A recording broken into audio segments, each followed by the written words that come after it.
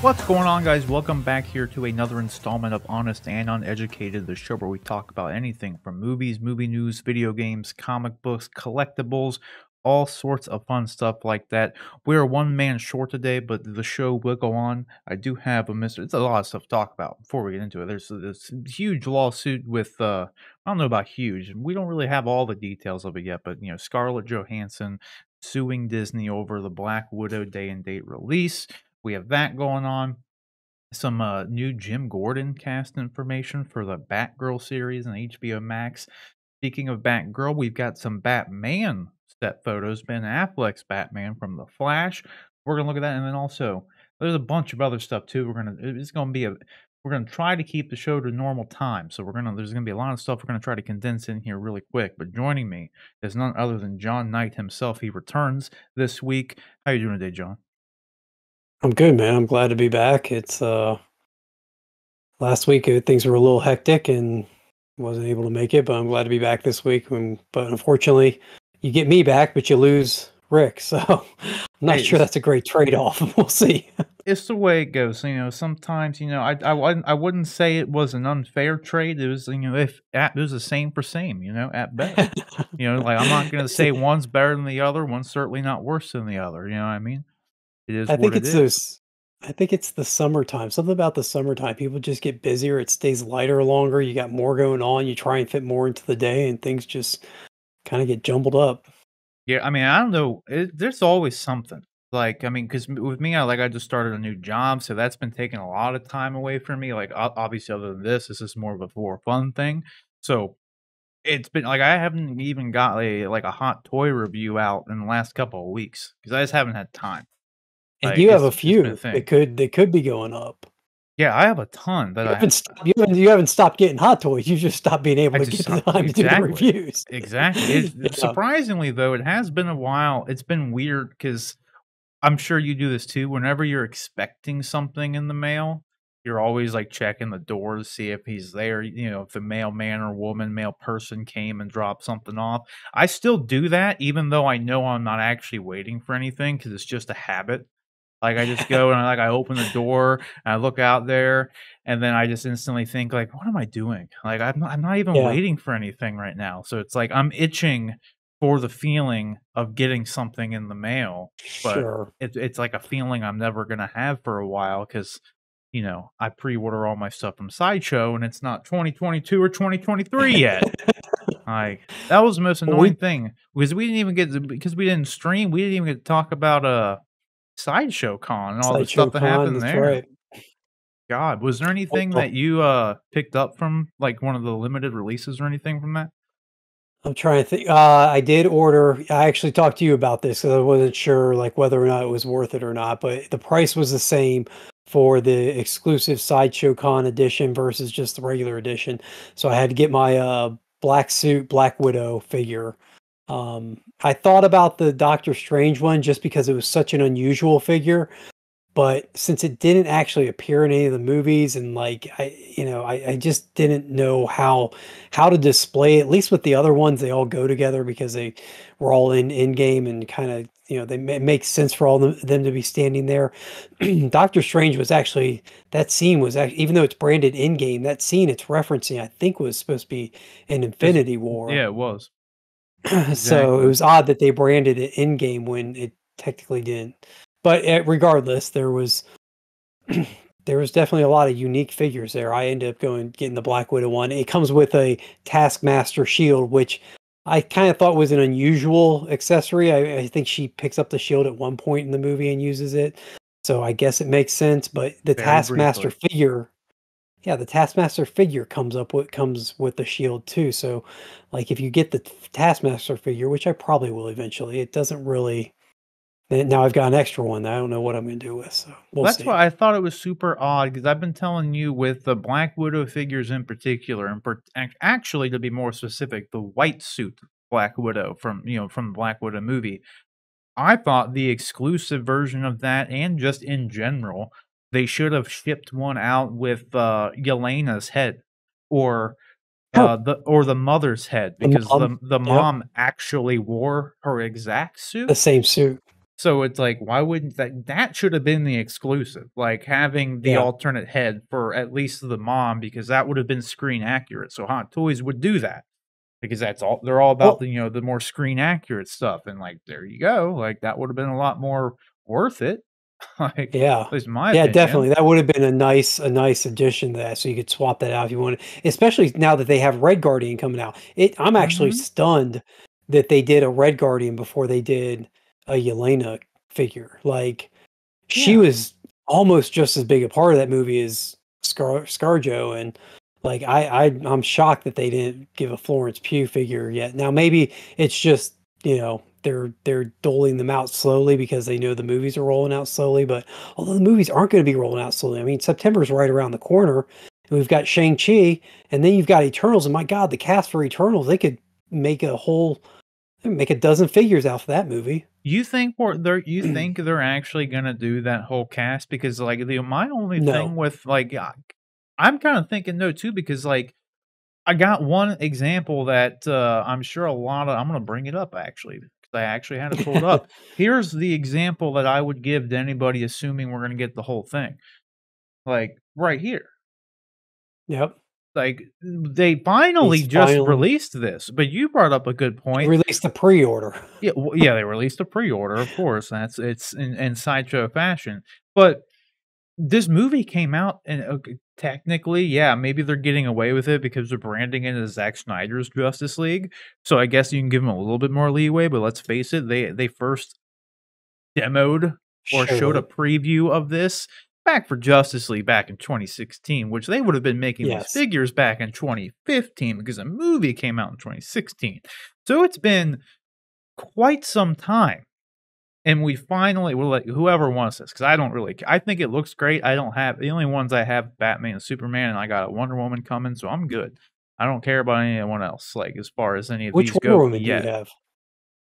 Um, the one from Wonder Woman 84, Oh, the you special pre-ordered that? edition one. Yeah, the special edition Oh, one okay. that, with the seamless arms and Nice. Okay. the nice colorful suit, the poppy one.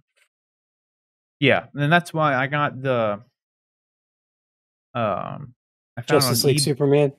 well, yeah, I got Oh, that, but I have on eBay, someone was selling just her sword and shield, both the Amazon training one and the one from, like, BVS. So, okay. because this one doesn't come with a sword and shield, but Sure. now I'll be able to, like, use either or, because I wanted both, because one of them, the training armor set one, I think will actually end up looking better because it's gold, all of the shield's entirely gold, and the suit's all fucking poppy gold. So I went ahead and got both just because I wanted it's just like I for Nightmare Batman that I'm hopefully gonna get, sometime next year. I have 2 different custom coats for it that I ordered because I wanted to make sure I had the best one. I didn't Yeah. because the one it comes with is not the best one. Like, I already have the one from I don't think it's the Daft Toys one, I think it's the 1/6 kit one. I already have that one, but I'm not gonna have the damn Nightmare Batman figure for another year, which is Yeah. just annoying. But I guess we could talk about, some of these, sideshow figures real quick, because I think this actually looks pretty good. This will be our we can do this for a little intro since we didn't really get to talk about it on stream. And then, I there think were that some that head sculpt surprises. looks great. I That think the head sculpt figure just, looks I great. think, spot on. The figure itself, yeah, it looks good. It looks really good. It's got a nice set of accessories with it. But I was Mhm. really surprised at the head sculpt. I just thought they did just a phenomenal job with that. They It could have really been did. easy. It could have been easy to, because a quarter of his face or more is covered up with metal. They could have really slacked off on that and like really not put the time in to make it that. But I think what they did is really good. Yeah. I mean, honestly, this is probably one of the most bang on likenesses they've ever done. Like, I'll go as Yeah. far as to say it. Like, quite Yep. frankly, it's really good. I mean, look at all Yep. the, like, pores and stuff on the face too, man, Oh, like, this yeah, it's brilliant. really good. It's really good. But then we also had another Neon Tech, which is a super, super weird, like, I don't know why, Like, of I all will the say this, things. the Neon Tech figures, I think they look cool. I think that a display of Neon Tech figures is would look really cool on a shelf. You get them all lit up at the same time, that would look really cool. but they're just kind of like concept figures, and there's so many actual figures, like with Cyborg, like there are so many actual figures that we're not getting.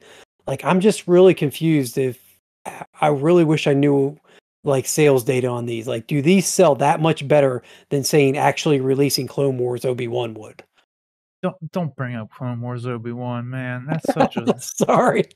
I was so hyped, dude. I was telling you in Discord, I was like, this is the year, dude. They're gonna finally release it. They have to. And then like they were updating the coming soon page with all these figures. And at one point, when I refreshed the page, Obi-Wan wasn't on the page anymore. So I was like, dude, it's gone. That means they're gonna It's release happening. it. It's happening. It didn't happen. It obviously didn't happen. Like, I'm still waiting on that. My thing is with the damn neon text is like from what I understand, at least in all the groups that I'm in, at least Hot Toy Sideshow collector groups, no one liked these. And they're pretty big groups. And unanimously, everyone. I'm sure. Obviously, there's more people out there in the world, but like, there's a lot of people in these groups, and like, I haven't met a single person who's just like, "Yeah, dude, my Neon Tech War Machine is my favorite." Like, no one I likes never them. see. Like, Yeah, I never see people like, oh, here's my Neon Tech display. Like, here's my Neon Tech never. setup. Like, never. But for what I guess they're easy figures to do. They're just repaints. Maybe they add some LED lights somewhere. Maybe that's what it is. I don't know. Yeah, I don't But know. yeah, Like, here we I go. think that one looked cool, but Hmm. yeah, I'd just rather have a regular Iron. That's the thing too. They have so many Iron Man figures. It's just like, do you really have to come up with Sure, an excuse to make more? You got so many. But sure. I was kind of surprised about these, like the Costco Reeves. Was surprised that they did this at all. I guess I shouldn't have been because this is Mandalorian is the reason I haven't got my Obi-Wan figure yet because they sidelined all the Clone Wars shit to do this stuff, which Yeah. kind of upsetting because for a long time I had zero intent on getting any of the 6 scale Mandalorian figures until I did. And then honestly, it's because I got backed into a fucking corner. I couldn't get any Clone Wars stuff, and I was like, "Well, damn it, these Yeah. things look cool, so I might as well get them." So I don't think I'm gonna get this figure, but it is cool. I think it looks good because then we also have the I Axe thought Wolves these one all look coming. good. Mhm. Another Spider-Man figure from the Spider-Man I game. They almost got me to pull the trigger on the negative suit Spider-Man. It was I had a $25 reward code, and then they had it on sale for 10% off and free shipping. Mm, And I almost did it, but I didn't have any of the other game ones, so I ended up talking myself out and going yeah. with something else. But Well, you coulda got the, I that's what think I want right there. they were doing the same thing with, I think blacks that you coulda got black not, well, yeah, the Spider-Man 2099. They had 10% off 2099. Oh yeah, yeah. No, I'm saying That's like what I would've done. I didn't have any of the other game figures, so I ended up going a different route entirely. I pre-ordered Spider Gwen from Into the Spider Verse I because got you. I have a 6 scale Miles that I absolutely love. It's got the real branded Jordan, so I didn't need a Right. Miles yet. So I bought the Spider Gwen to go with him. So, Well, I but was this is saying the one. 2099 because he's his own character. Outside of the Yeah, game, it's Spider-Man 2099, you know what I sure. mean? When Yeah, someone sees that on your shelf, they're like, "Oh, you got the Spider-Man from the video game." Like, no, it's Spider 2099, Man like, you 29. know, Yeah, yeah. But yeah, this actually did kinda surprise me. I didn't really expect them to make a Baron Zemo, but they make so many Marvel figures. I put don't him know up for why I was pre-order, you surprised. cowards. I want Yeah. to order him. Let's I'm go. curious on, how long he's gonna sit on pre-order because we're still Right. waiting on Clone Wars Obi-Wan, and, yeah, so that's one thing I actually am curious is, like, what kind of release date are we expected here? Like, for some of these things, like, uh, I don't know. Because then we got this too. We got the Cobb Vanth. A Yep. lot of people speculated the Cobb Vanth, but a lot of people were speculating Cobb Vanth for a Toy Fair exclusive. Didn't end up Yeah. being a Toy Fair exclusive, was just an announcement that, they let Sideshow do at their Sideshow Con, so who knows when the hell this is gonna come out. I would I mean, it's expect got to, soon. these have to come. Well, see, I'm thinking these aren't. I'm thinking these are more like 2023 figures because they've got to do a head sculpt, right? I would expect for And they Banff, didn't yes. they didn't show a head sculpt, so I don't know. I think you see it you see a head sculpt before you ever see a pre-order, and then once you see a I don't know. Any of these figures that had like same with Zemo, like any of these figures we didn't have a head sculpt with yet, I was kind of assuming we're still a ways off from them. This one looks I tell you what, dope. I did I'm saying this, quite a few times, but I in no way expected this figure. Like, Yeah. I did not think they would ever make this, especially because it's like, they haven't made an Arkham Origins game or figure since Deathstroke. They didn't even make Arkham Origins Batman. Like, Yeah. they didn't even make the regular Arkham Origins Batman, which I would totally buy, because it's way cool. The Arkham Origins suit, even though it's supposed to be a prequel to the other Arkham games, his suit looked better in that than it did in Arkham. Like, like the first Arkham game, Arkham Asylum. Because it looked much more like, it looked kinda like Tactical Suit Batman, in all honesty. And then when you go to the Arkham Asylum game, he's wearing just, like, pretty much it's just a fabric suit. But in Arkham Origins, it was nice and, like, armory looking, it had, like, little Sure. patches on it. It looked like Tactical Batman, like Ben Affleck Batman. This thing looks fucking awesome, though, like, in all honesty. My thing with this is I would 100% absolutely no questions about it, this would be in my cart if they would have announced Mr. Freeze with it. Yeah. Elsewise, this is kind of a pointless figure to me. Like, Yeah. why would I want this without Mr. Freeze? This Mr. is Freeze, yeah. explicitly this figure only would go with Mr. Freeze. There's no other point to even have it. Like, frankly, I mean, other than like, if you think it's cool, then cool. But and then the display base is very cool with it as well. A little ice Yep. chunk on there, it looked really nice. It looked And the really railing from yeah. Mhm. It looked really well done. Like, it didn't really show it off in these pictures very well, but when they had it on display in, like, the videos, it looked really good. Like, Mhm. it looked nice. Um, what else? This I actually I wasn't surprised by this. What I was surprised with is that it's shipping this year for the Yeah, there are people Armorer. that have it. Yeah, Yeah. people already have it because this actually was a Toy Fair exclusive, so these ones were done and good to go. We're just Which is waiting on, amazing. US side of things. It's amazing to me. I mean, they had this they were able to like like the armor didn't make an appearance in season 2, did she? I don't recall her No, making I an don't think she appearance in was. season 2. I don't think she was So, in it. this figure came out, I mean, in I almost wonder if this isn't a way for them to test a shift in their production schedule and announcement schedule. Like, can they actually hold off on announcing a figure until they're almost ready to release it and still get the same sales out of it? Because this figure, I mean, you got to imagine they've probably been working on it in some fashion or another since her appearance in season 1. Oh, yeah. And now when they announce it, and now you only have to, I mean, they're already in production. They've already have some like shipping to Hot Toys customers over in China, and now we're waiting for it to hit Sideshow in the States, but you gotta imagine that's imminent.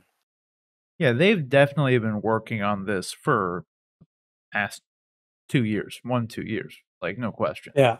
They can't But just if I cobble something like this together, like, but 'cause if this I'm a is all, like, fan of custom like sculpts. yeah, if I'm a fan, this is awesome. Like, oh man, I've been waiting to see if they do this. I find out they're gonna do it, and guess what? It comes out right away. Like, that's great, rather than although I guess you don't have as much time for a payment plan either, though. So Yeah, that is true. I wonder what you could even do for a payment plan. Like, wait, they're letting you 70, 33 do payments. 3 payments, yeah, which is kind of average for Sideshow. You might be Yeah, able to do well, that's the thing too, if you got this from, like, Toys Wonderland or something, you can set up your own payment plan through Partially. So, true. you could extend it out further, like, some sites do that regardless, and obviously, if you have your own credit card with no interest for X amount of time, you can do whatever the fuck you want. But this is I wish they would do this, like, I wish they would have, "Here's the figure, it'll ship in 3 months." As Yeah. opposed to some of the stuff that I have. I literally went through my pre-orders, and, it's 2 pages worth of shit that isn't gonna ship until 2022 or 2023. So I'm Sure. like, I'm like in the hole a bunch of money for 2 years with nothing tangible in my fucking hand. I kinda hate it, like, in a lot of ways. Really Well, annoying. luckily for me right now, I'm just looking at I was looking at my pre-orders too, and luckily for me, um I've got some payments from January through August, but I don't have anything running into 2023 yet. We'll see. Only have one thing in 2023, and it's the Boba Fett and the Throne. Boba Fett, yep. I had to get it. I could not. He comes Yep. with a chair. I could not get it. If he didn't come with a chair, I would have held off on it Now, because I don't like the rough paint look, but yeah. I couldn't pass it up. I was hoping that they just fix it and they ship it out with 2 sets of armor. That's what ideally I would like them to do, but if they don't, I'm sure later down the line, they will release one with the actual screen accurate, smooth armor, and then I'll just Here's buy that one. something here's something that with that I just found, like, they went through the time to make a whole, like, display and backdrop for him with all the extra Oh, I know, it stuff in the looked great. background, Mhm. and it looked amazing, but none of that comes with the figure. None of it. So, you know that there's gonna be a third party out there that's gonna pick up that and produce those set pieces, and Hot Toys could have sold that as an accessory set or something, I or think they included it might. with the figure. I You think think they they still might. might? You wanna know why? Okay. You wanna know why? Yeah, Because of this. They're selling this entire diorama backdrop now. Because this you're is the right. first time they've ever done this. They've never just made a backdrop set piece and just put it for sale. They've made accessory stuff and put it, like, for sale, like the Black Panther's throne. That didn't ship with anything, they just made it and sold it. But they Yeah, never really do this, and this is big. When they showed this off, yeah, like, this wouldn't even fit in a DTOF, and, like, it's big, it has depth, and it's, like, painted on the sides too, so it is like an object. It's not just a, like, cardboard box like they ship out in some of the figures. So, I'm yeah. thinking this might be their first venture into actually making some more of this diorama stuff, in all honesty. D Does that door actually open and close? The door does open and close. That's awesome. I don't And know if it's that electronic, but it does open because they had and you can see in the picture, but at the, I don't remember if they showed it off at the Sideshow Con, but they had, someone standing inside of it, just like they have in the okay, picture here. So it does yeah, open, which is cool. that's awesome. That and I also love I absolutely love, I'm sure it has an official name, but the little, like, voice talkie ball that comes out of the wall from I call it the Jabba ball because it was Mhm. in Jabba the Hutt and when C-3PO and R2 go in Return of the Jedi, but that thing coming out is just amazing, like, just that Yeah, little touch is it's phenomenal. really good. I think they did a pretty good job with this, all things considered, too. Again, I don't like that side because this is on Sideshow's website, and they had the whole Mhm. Sideshow Con thing where they had all this stuff literally on full display. You think they Yeah. would have just thrown some pictures up or even uploaded the videos, like cut out the little segments when they were actually looking explicitly at each figure and like link the video on the page so you could see more of it. I just find it odd that like they're just gonna throw this one picture when they have a ton of like they have all of this stuff they could take like pictures of and post it up. Like I get that they want to do like the professional promo pictures and everything, but like you got a video of it, link it or something.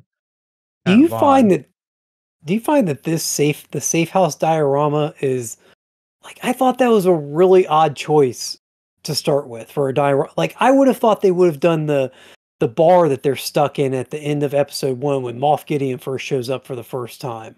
I thought that because that's an actual, like, battle playset thing that you could fit. I guess they don't wanna remind people of Cara Dune and that you would have had a tendency to want Cara Dune for that, so maybe that was the thinking behind that, but I think with this, it's a more universal setting.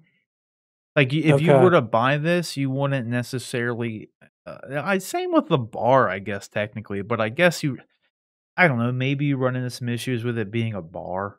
Like, can we sell a Oh, I see, bar? yeah. Are there weird people are weird about that kind of stuff for whatever reason. I mean, But, like, this being an outdoor thing is kind of why I think it's a thing because you could just set it up to be something entirely different maybe. yeah. as opposed to it That's inside of true. someplace. That's really the only thing I could think of. And maybe honestly, doing the inside of something would be just a little bit too much work.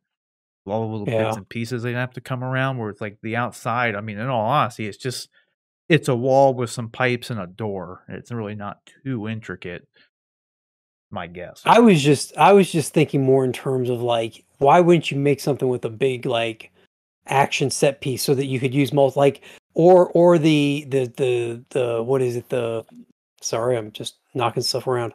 The long hallway that Mando has to come down when all the bounty hunters are attacking him, and he's on the little thing right before all the other Mandalorians come flying in and save him. Like that would be an awesome like set piece to have because then you could really have a place to put all the various figures and I don't know. I'll do you one better. I will do you one better. You ready for this?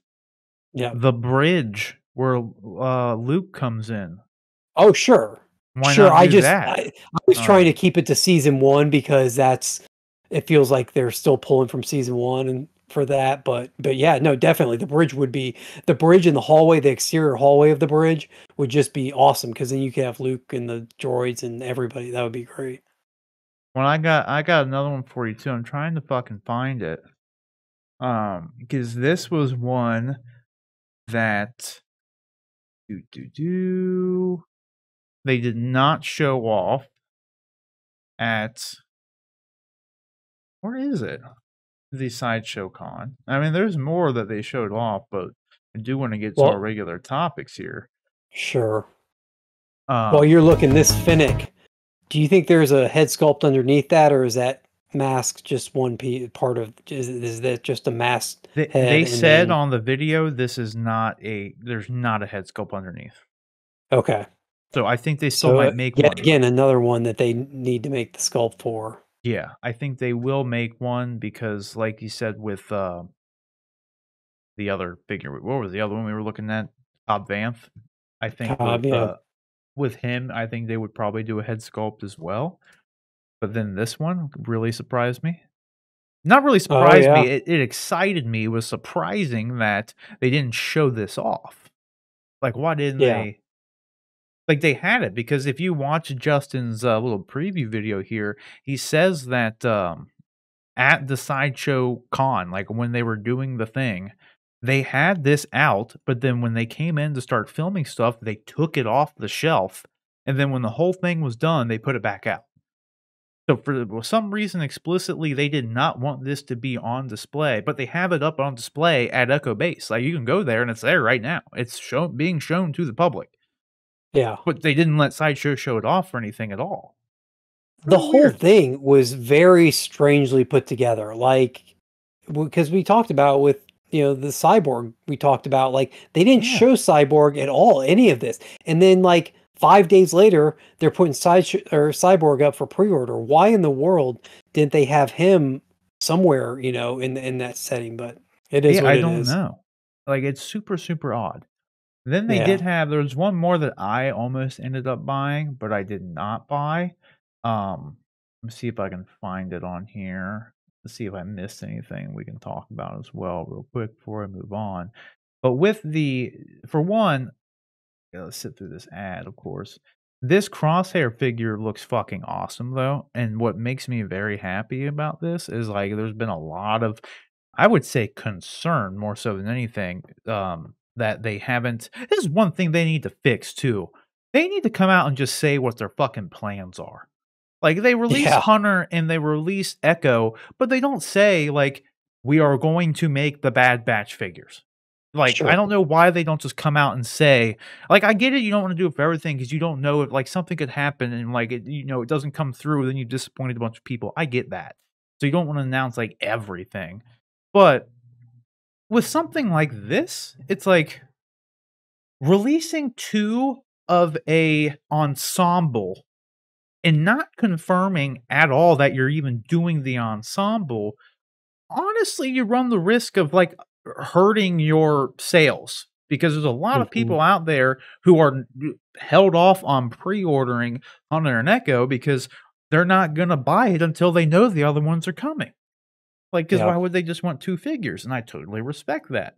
Like, so I really don't understand why they won't why would they not just say, like, because they know that they're going to make all of them or if they're not gonna make all of them, so they could at the very least say, like, "We don't have any sort of ETA on when this will be done. Things could ultimately always change, but we do plan to make X, Y, and Z figures in the Bad Batch." And that's it, just leave it at that. Don't make any guarantees, but just say, "As of right now, we plan to." Yeah. 'Cause, just say that, We plan to release the entire Bad Batch in waves. Yeah, Yeah. it's like, we don't know when. We could finish this up in 5 years. It doesn't matter. Like, we don't I know mean, yet, they're but clearly we not do above plan. teasing people and disappointing people. Jedi Yeah, Starship. exactly, I and then mean, not dude, even go further back than that, they did the 1/6 scale Ben Affleck Batmobile. That yep, they never put that out for pre-order or production or anything, but they had it out yeah. there.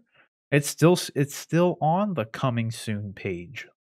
Like, I love how this looks, so I can't wait for this, and then I'm really hoping on my prediction here, so for a "you heard it here first" kind of thing, is they're either not going to make Omega, or Omega is going to be in a, like, special edition or deluxe 2-pack of, with Wrecker. So they're gonna have a Wrecker by himself, Yeah, and then they'll have a Wrecker 2-pack with Omega, and it'll be so it's optional.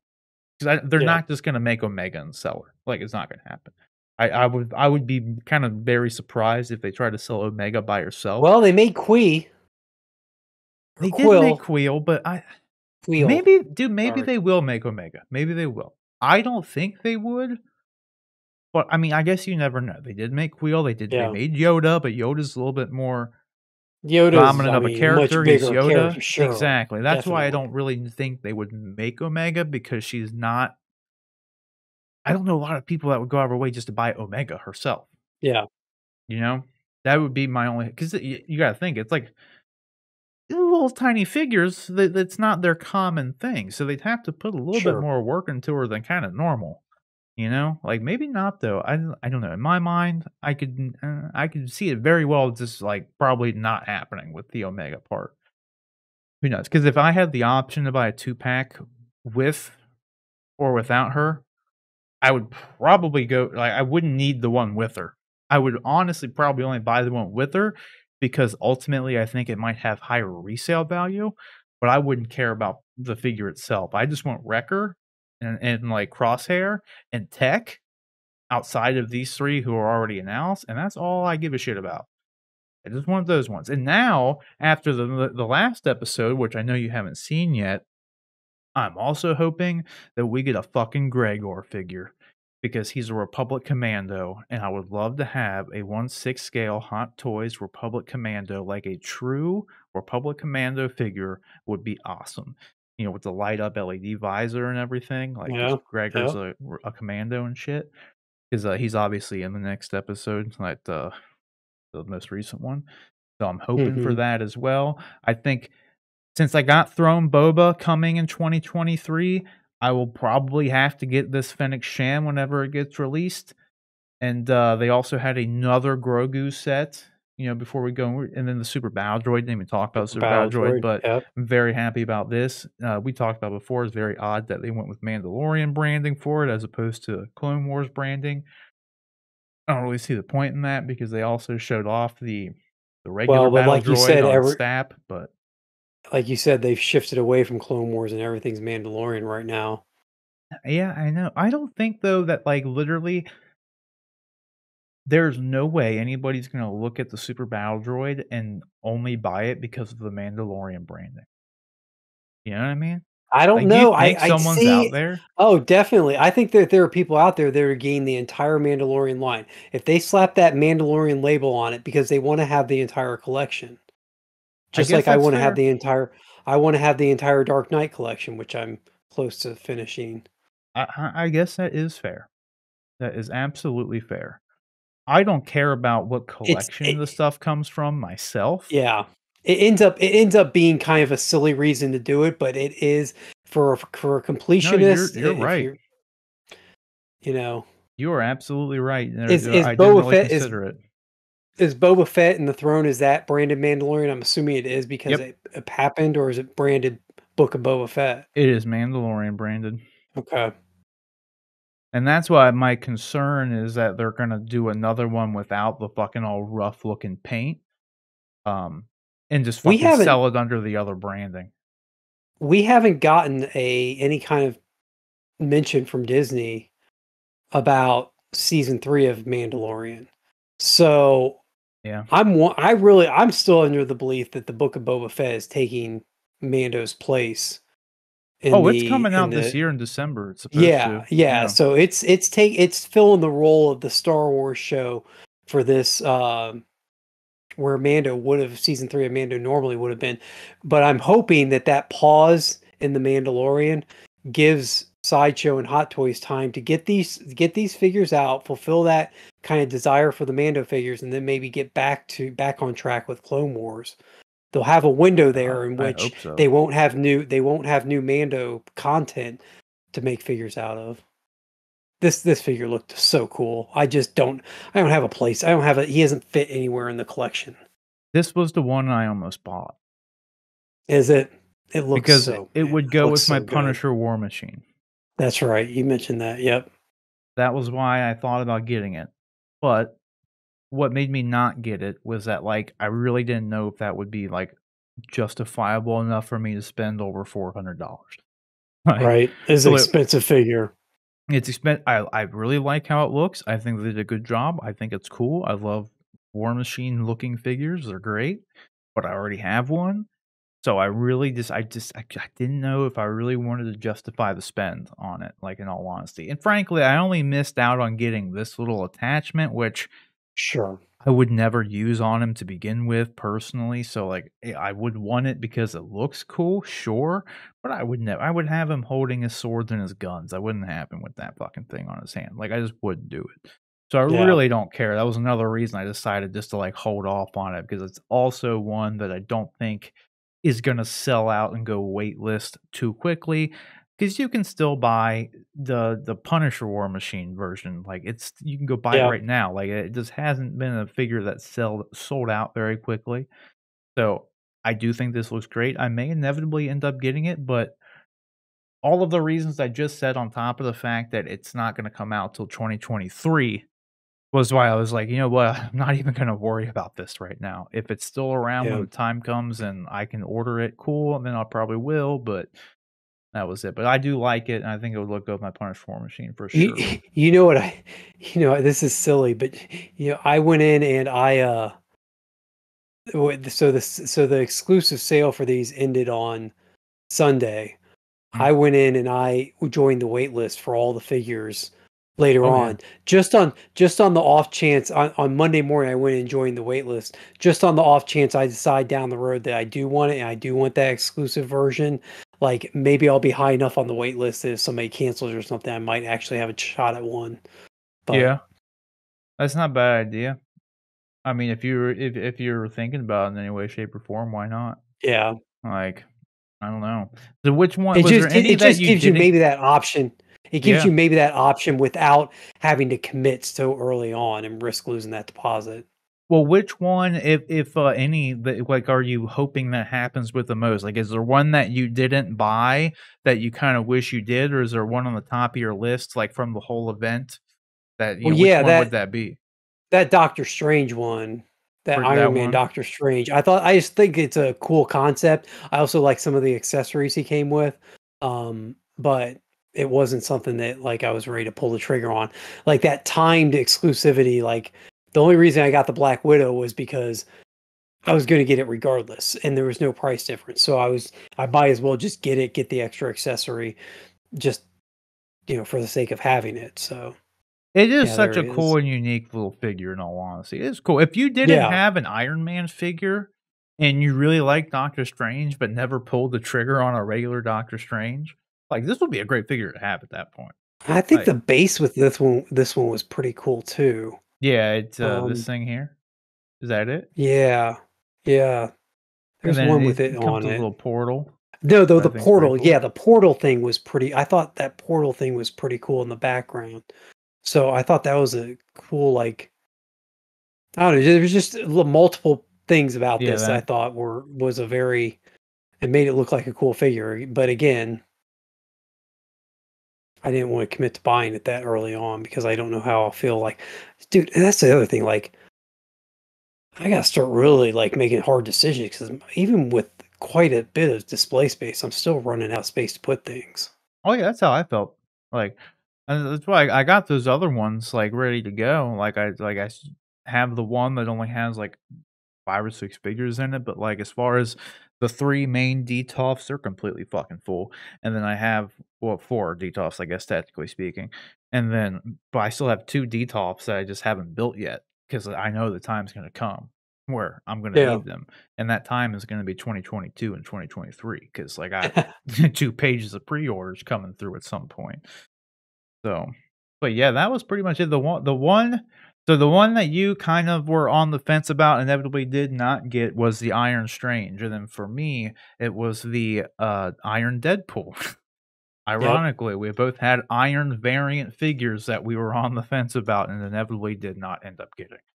So, Yeah. Well, but yeah, that price tag is a little scary. I mean, anytime you start that's talking about why. $400+, and then you're talking about shipping and tax on top of that, oof, Oh, and when you did, get up near that $500 range. oh yeah, for That's a sure. And then, of course, this one as well, the Iron Strange also, I don't know if this had any factor into you not getting it, but it's also a 2023 figure just like the yeah, Deadpool one is. So that's true. another reason on top of it where it's like, well, like, I don't know if I wanna spend this much money on and this one's more expensive, I just Yeah, realized. This one's $440. The yeah, Iron Strange is more expensive than the fucking Deadpool one, which is bigger and comes with more stuff. So that well, actually, I don't know. it's There is a crazy. lot of accessories with the Iron Strange thing. It does have all those little fucking, like, attachment things on the back, like, it's got all these little thingamadoohickeys, so, I mean but it is smaller than the Iron Deadpool, so, I don't Yeah, know. Weird that was more expensive, but let's get into some of these main topics now, though, because we've gone in. That was a 40-minute intro with. We've had a lot of stuff that we missed. We have a lot of stuff we still need to get into.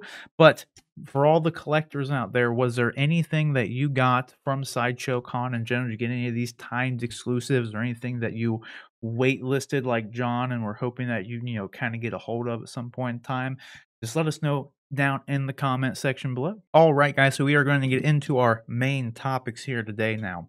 And but before we do not forget that you can actually submit topics and questions for us to address on this very show by emailing us at honestanduneducated@gmail.com. That is honestanduneducated@gmail.com. Then usually, once I get some more time on my hands, I will have some more collectible reviews going up, so, look out for those when I do get them. When I do have time to get those up, they go out every Wednesday, so stay tuned for those. Most recently, I've had a little, like, collection preview of those 3 DTOFs I was just talking about. I recently well, and if you've been following the channel for a while, this has been the kind of a thing that happened a couple months ago, but I got all this lighting done in there and stuff, so I kinda showed that off primarily. Wasn't like a high def tour or anything like that. It was just a little preview kind of thing of how things are progressing at this time. That is up on the channel. And then also, we normally stream every Friday right here. So come hang out with us then. It's normally, I don't know, between like 8 and 9 p.m. is when we start Eastern time. So come hang out with us there and we'll talk Bad Batch or whatever happened. It's kind of a weekly roundup, play some games, do that sort of thing. So that's every Friday. But let's get into these topics here. And this first topic here, as I mentioned off the top of the show before we got into the hot toys talk, we should really have our we kind of do this on the stream in all honesty, but we probably should look into having a hot toys talk show. You know what I mean? Just a show dedicated to the hot toy. sure. I don't know about how like if they had I don't know if it would work all the time because there's not constantly new news coming out about them all the time. But we could figure something out. Because I mean, as we Yeah, we went on there was still more stuff I coulda talked about with that shit, and we went almost yeah, an hour talking, like, quite frankly. So there's definitely. definitely some stuff there. But our first topic here, our first official topic anyway, we're gonna break down some of this Scarlett Johansson suing Disney over the Black Widow day and date release here, and the interesting thing here is, really I don't know about interesting thing, but a nice little caveat to this is that there's another article that kind of shows that Kevin Feige is also not very happy with any of this stuff, which I mean, it's good to see that there are some people, and we know this kind of too with Warner Brothers when they announced that they were going day and date with everything on HBO Max. Tons of the filmmakers, like they blindsided everybody, like all the people who made the film, James Gunn, Denis Villeneuve, Christopher Nolan, and Denis Villeneuve and Christopher Nolan, them 2 in particular, spoke out very, abrasively against the Warner Brothers when this happened. Denis Villeneuve went and had he did a whole op-ed piece just shit talking them for doing it, telling them saying they ruined Dune's chances of being a franchise by this and just et cetera, et cetera. Like a lot of people in the industry are not happy about this day and date release stuff, and for good reason. It does affect their salaries. It affects their, future in, like Denis Villeneuve's main concern was like, you just killed Dune's chances of being a franchise because everyone's just going to watch this thing on HBO Max. It's a fucking huge, expensive movie. Because you're not going to get any return in it, so you're not going to let us continue making more movies. So it's like them and their paychecks aside, is like, yeah, obviously they'll make more money if with, based on their contracts and everything. Not everybody gets back in points on the movies, but if anybody does, it's primarily the filmmakers themselves and then your main actor and actress. Like they would more than likely negotiate some sort of back end points to get more money off the actual financial gross. But that being said, when you're just putting it on HBO Max, you're not getting that box office. You're not getting any of that. So it affects, the outcomes there for the actual people involved, but it also just affects the movie overall. Like you're not making as much money. And then like, that ultimately is what determines whether or not the studio is going to want to make more of these movies. They need to see that there's a demand for it. You don't really get that kind of return if you're just putting it on HBO Max or Disney Plus in this instance with Black Widow. So, and John, it was interesting at first. We talked about this when Black Widow first came out. It was the first time, and I talked about this on the show. It was the first time out of all the films that Disney had put out on their premium access, the only time they came out and said how much money it How made. much they made. They didn't do that for any other movie. They didn't do that for Cruella. They didn't do that for Mulan. They didn't do that for what else did they put out there? I don't even remember. They didn't say it for any of them. I think this was the 4th or 5th movie that they done it with. They didn't come out and Yeah. say the kind of return they got for it because for anything else other than Black Widow because it all was garbage. They didn't get a return for it. That's why they didn't say anything, and that's why it Yeah. can't come week 2 of Black Widow, they didn't tell you how much money it made because it didn't make any money. Like, and that's the thing that's kind of like is like something they kind of are. I don't know how they're overlooking it, but it seems like they're overlooking it in some ways because like the obvious things aside, where, someone could invite 20 people over to their house and spend $30 and then bam, you miss out on that. But you're missing out on the return viewings. With Disney Plus and with HBO Max, especially with Disney Plus, we'll just stick with that because it's about the, Black Widow thing. You pay for it one time and then you just have it. You have Sure. it indefinitely. So, you just don't need it. Like, you don't need to go back and see it again in the theater. You don't have to rebuy it to watch it again on Disney Plus, which if you did have to rebuy it again on Disney Plus, no one would buy it anyway. But Yeah. that's a huge source of the income. You know what I mean? I think if they Sure. wanna do like, we'll obviously get more into the ScarJo Johansson thing before, but as far as the overall plan goes with this, if they wanna make this more of a thing, in my opinion, to actually make this semi day and date thing work at all, we'll probably talk about, like, something similar when we get into our Netflix and Christopher Nolan story here in a little bit, but they need to, like, put the movie in theater, maybe shorten the window, maybe make it, 1 or 2 weeks, then put it on Disney Plus or something, but then, I don't know, make it just a rental, Like, don't actually have it out there because you lose all the repeat viewings, have it more limited, Yeah. like, maybe you only get it because like, if you rent the movie on Amazon, you get it for a reduced price instead like, so you can buy it for 15 or you can rent it for 5, but as soon as you start watching it, you only have 24 hours. Yep. Maybe do that. Like, if you wanna actually get 'cause they're missing out on, like, not only are they missing out on, like, money just from the box office when they do this, they're completely cutting out the whole digital market. Because before, that's how things would be. When you the movie would do its theatrical run, and then it would go on digital, so you could rent it or buy it, and, like, so it was 3 months in the theaters, then digital for, like, a month, and then after that, you could just outright buy it and go on Disney, go on your streaming services and everything. So there was really about a 3 to 6 month period of time where, unless you bought a copy of it digitally or physically, it wasn't available. But with Disney Plus, it's available, you spend 30 bucks and you're done. You're missing out on the whole digital PVOD market and everything. So it's not just like it's not just the movie being in theaters that, like, the extended time of the box office that they're missing. There's a whole bunch of the market that is just killing it. And with Scarlett Johansson here, the thing that kinda blows me away with it is, like, Kevin Feige's comments on it. He goes and says that, like, he's obviously not happy initially with the day and date release because obviously just everything I just said. The money aspect is not good for business in general, etc. But he apparently, like, pleaded with Disney to, like, make things right with Scarlett. So, like, because, like, Kevin Feige, we talk about this off camera, like, Kevin Feige has a really good relationship with all of his actors and everything, everyone in their movies and stuff. Hell, all the original Avengers went and got tattoos together, so they all have a great relationship in general. And Kevin Feige's gone, like, there's been numerous, like, round tables that have, like, Kevin and a bunch of, the actors and everything. We're not best friends with them by any means, but it seems like they all have a very good relationship. So in my mind, I could guarantee you that Scarlett and Kevin probably privately talked about this stuff, and Kevin, based on what his comments actually are that we know, he probably, like, kinda told her to move along with this stuff is what I imagine. Because Yeah. if he's telling Disney, like, "You need to work this shit out," and, like, because if you remember what I thought about immediately with this, because I told you, like, how the fuck did, Disney and, uh, Scarlett Johansson, how do they not come to and get in a meeting and have Disney pay her out?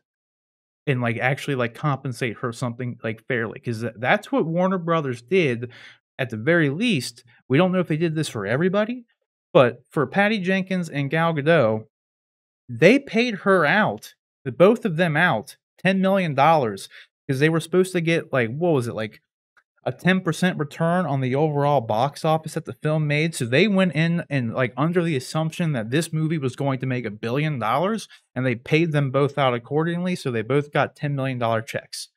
So if Scarlett Johansson had percentage points on the box office gross for this movie, the average, like, price tag on all Marvel movies at the box office, the average gross for them all is $1 billion. So she should have been paid out $1 million, Yeah. like, at the very least, like, Yeah. or if it's 10%, give her 10,000,000, whatever her percentage is, they should have just based it off that and paid her out ahead of time, but they didn't. So, like, now Scarlett Johansson is suing them because their contract stated that she was gonna be fairly compensated based on that money. And what really pissed me off with, this whole thing is that the comments that are being made by Disney are really fucking shitty. Like, they go down to say, and then John, I wanna hear what you have to say about this before I just keep rambling on here, but I'm gonna Okay, read good. these, statements here. And, so in a statement to Variety, Brian Lord here says that Brian Lord is a writer for, the New York Times, I believe. And, they say that Disney has shamelessly and falsely accused Miss Johansson of being insensitive to the global COVID pandemic in an attempt to make her appear to be someone they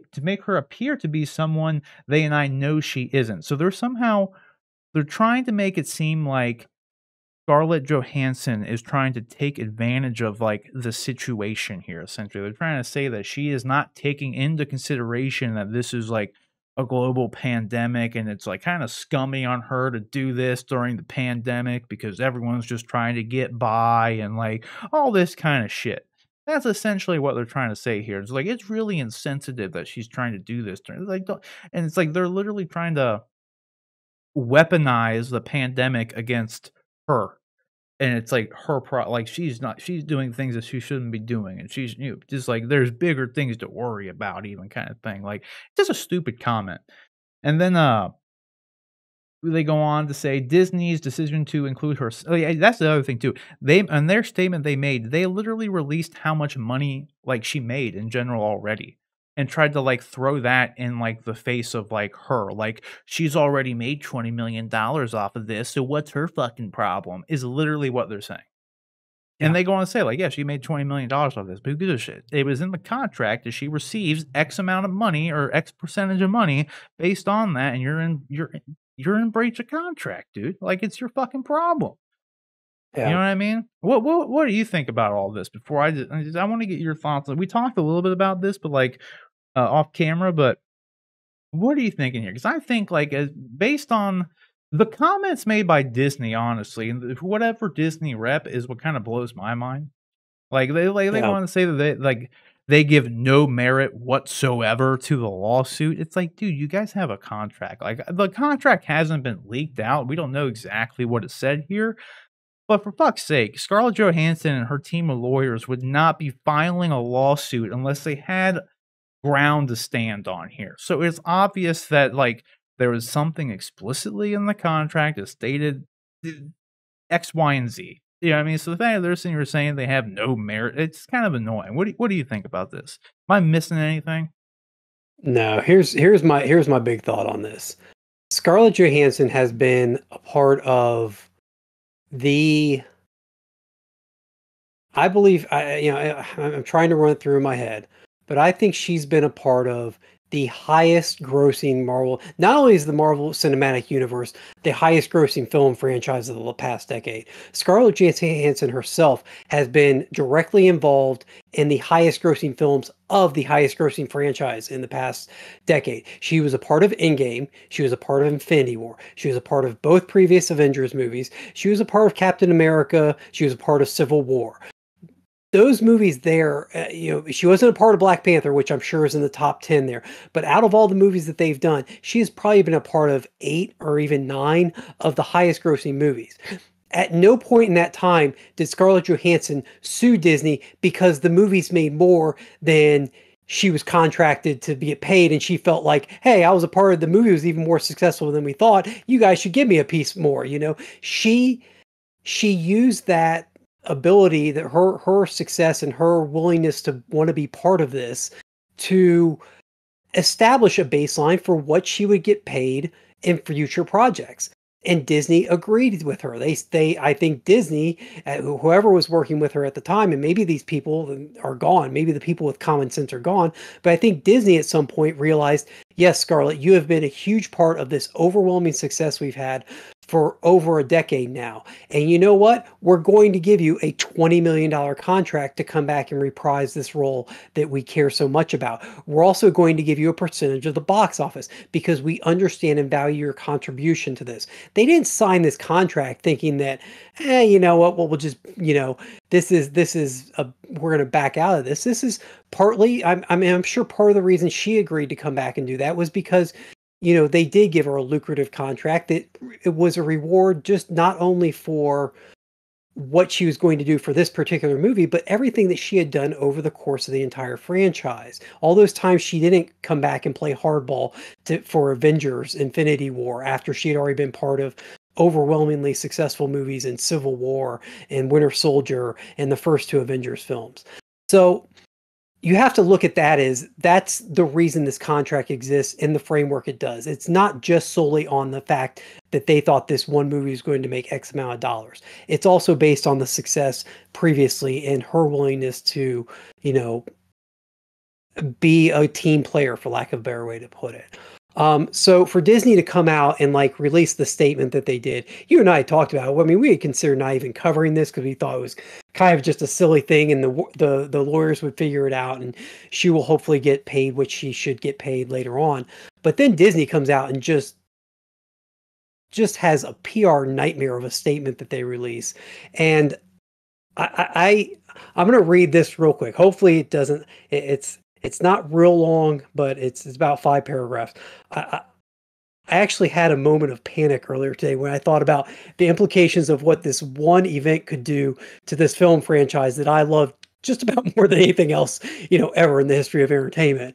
So this is an open letter to Disney, and Bob, is it Chapek, the COO or the CEO of Yeah, the Disney? new CEO. And speaking of which, before you get into to that real quick, there's another thing that we should probably at least caveat here. There's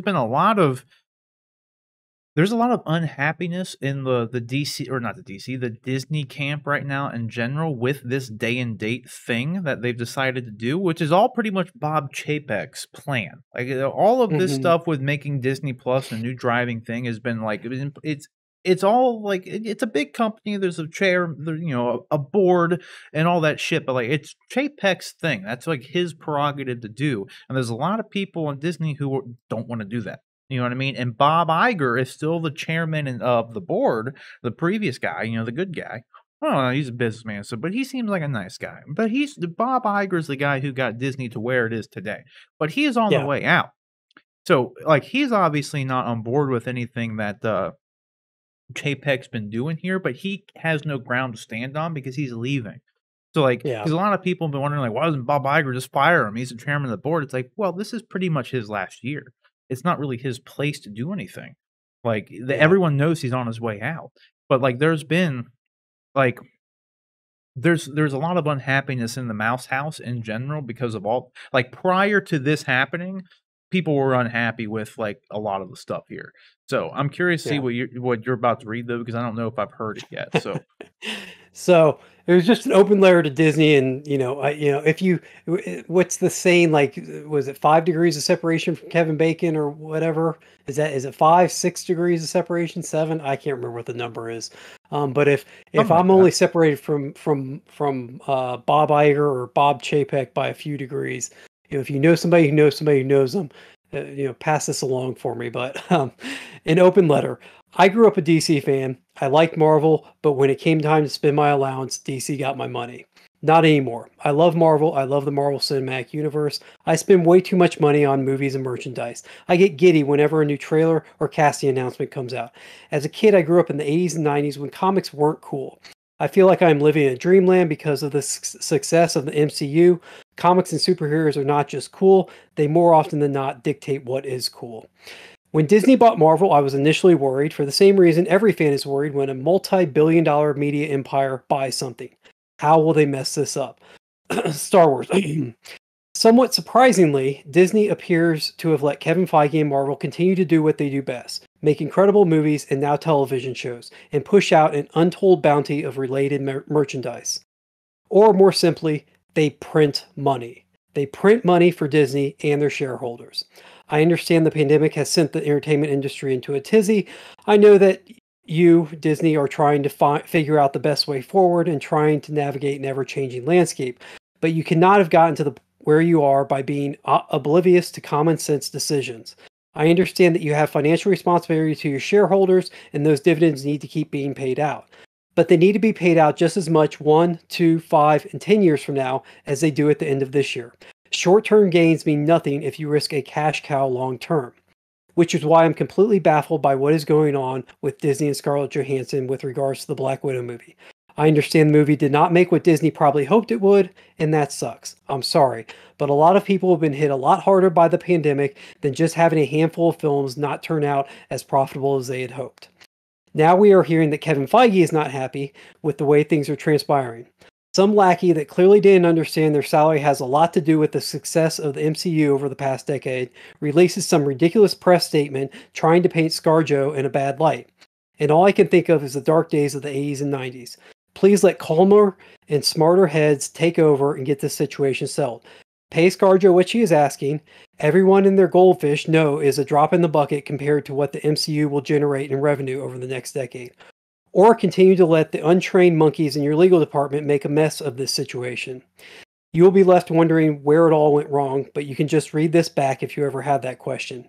Alienating leadership and actors that make some of the best entertainment ever is not worth an extra $5 in the next round of dividend checks. Beyond the MCU leadership, the other actors that are part of this franchise are sure to be looking at how Disney proceeds and take that into account when deciding if they want to be part of the MCU. You have to be able to see that. Thanks for stepping in to take care of this. And then I have a little just silly, if you feel so inclined to thank me for providing my simple solution, I would be happy to accept an all-paid expense to the next Marvel premiere. So, Oh, that's but all yeah, you're that's asking kind for? of. You ask for more than that? No, I'd just be happy. Fly me out and show me the next premiere. But I mean, it feels like a really simple solution. It feels like a really stupid thing for Disney to be messing around with. I mean, you've got this just huge, phenomenal success story on your hand, and you're going to quibble over. I understand $50 million is a lot of money, but in the long run, with what this franchise is worth, it's not. So No, it's not, yeah, and, like, you made a good point, though, too, and because it kinda harkens back to what I was saying with, when Warner Brothers announced the day and date thing and made everybody all of their they betrayed all their filmmakers. Everybody who had yeah, a film coming out this year was completely blindsided by the information. They didn't consult with any of them and work anything out beforehand to say, "Hey, we're gonna do X, Y, and Z. We're gonna put all these movies out, but, we know that your contract stated, X, Y, and Z, so we're gonna give you this in return." They didn't do anything. They just said, "We're doing it." Like, to the point where literally Legendary was, going to sue them because Legendary paid for I think over 50% of the goddamn Dune movie. So they didn't yeah. even consult with Legendary, the people who they were in partnership with, about what they were going to be doing with their movie, like their Yeah. collaborative and so like Disney's kind of doing the same thing here. They haven't done it to such a degree, but like they did with Pixar, they've had 2 Pixar movies come out this year that went straight to Disney Plus. They didn't even give them a chance at a theatrical run. And like I totally get it. Like some of like during like for the longest time the theaters weren't open. Like they just weren't open. They had no choice. They had to get some movies Sure. out. Like totally makes sense. And I get that Disney, like I've said before, like Disney, if they want to do the premiere access thing, they do need to try it with more than just the couple of movies they've done it with to see if it's a viable thing for them in the future. But I mean, it's just, you can't, you signed a contract. It's like it goes both ways. Like you have to just you pay out the contract. Make it work. Well, Like if it's just kind of yeah. stupid. Well, and like you said, though, you mentioned this earlier, and like you were just talking about, you look at what's happened with there are real consequences to these decisions.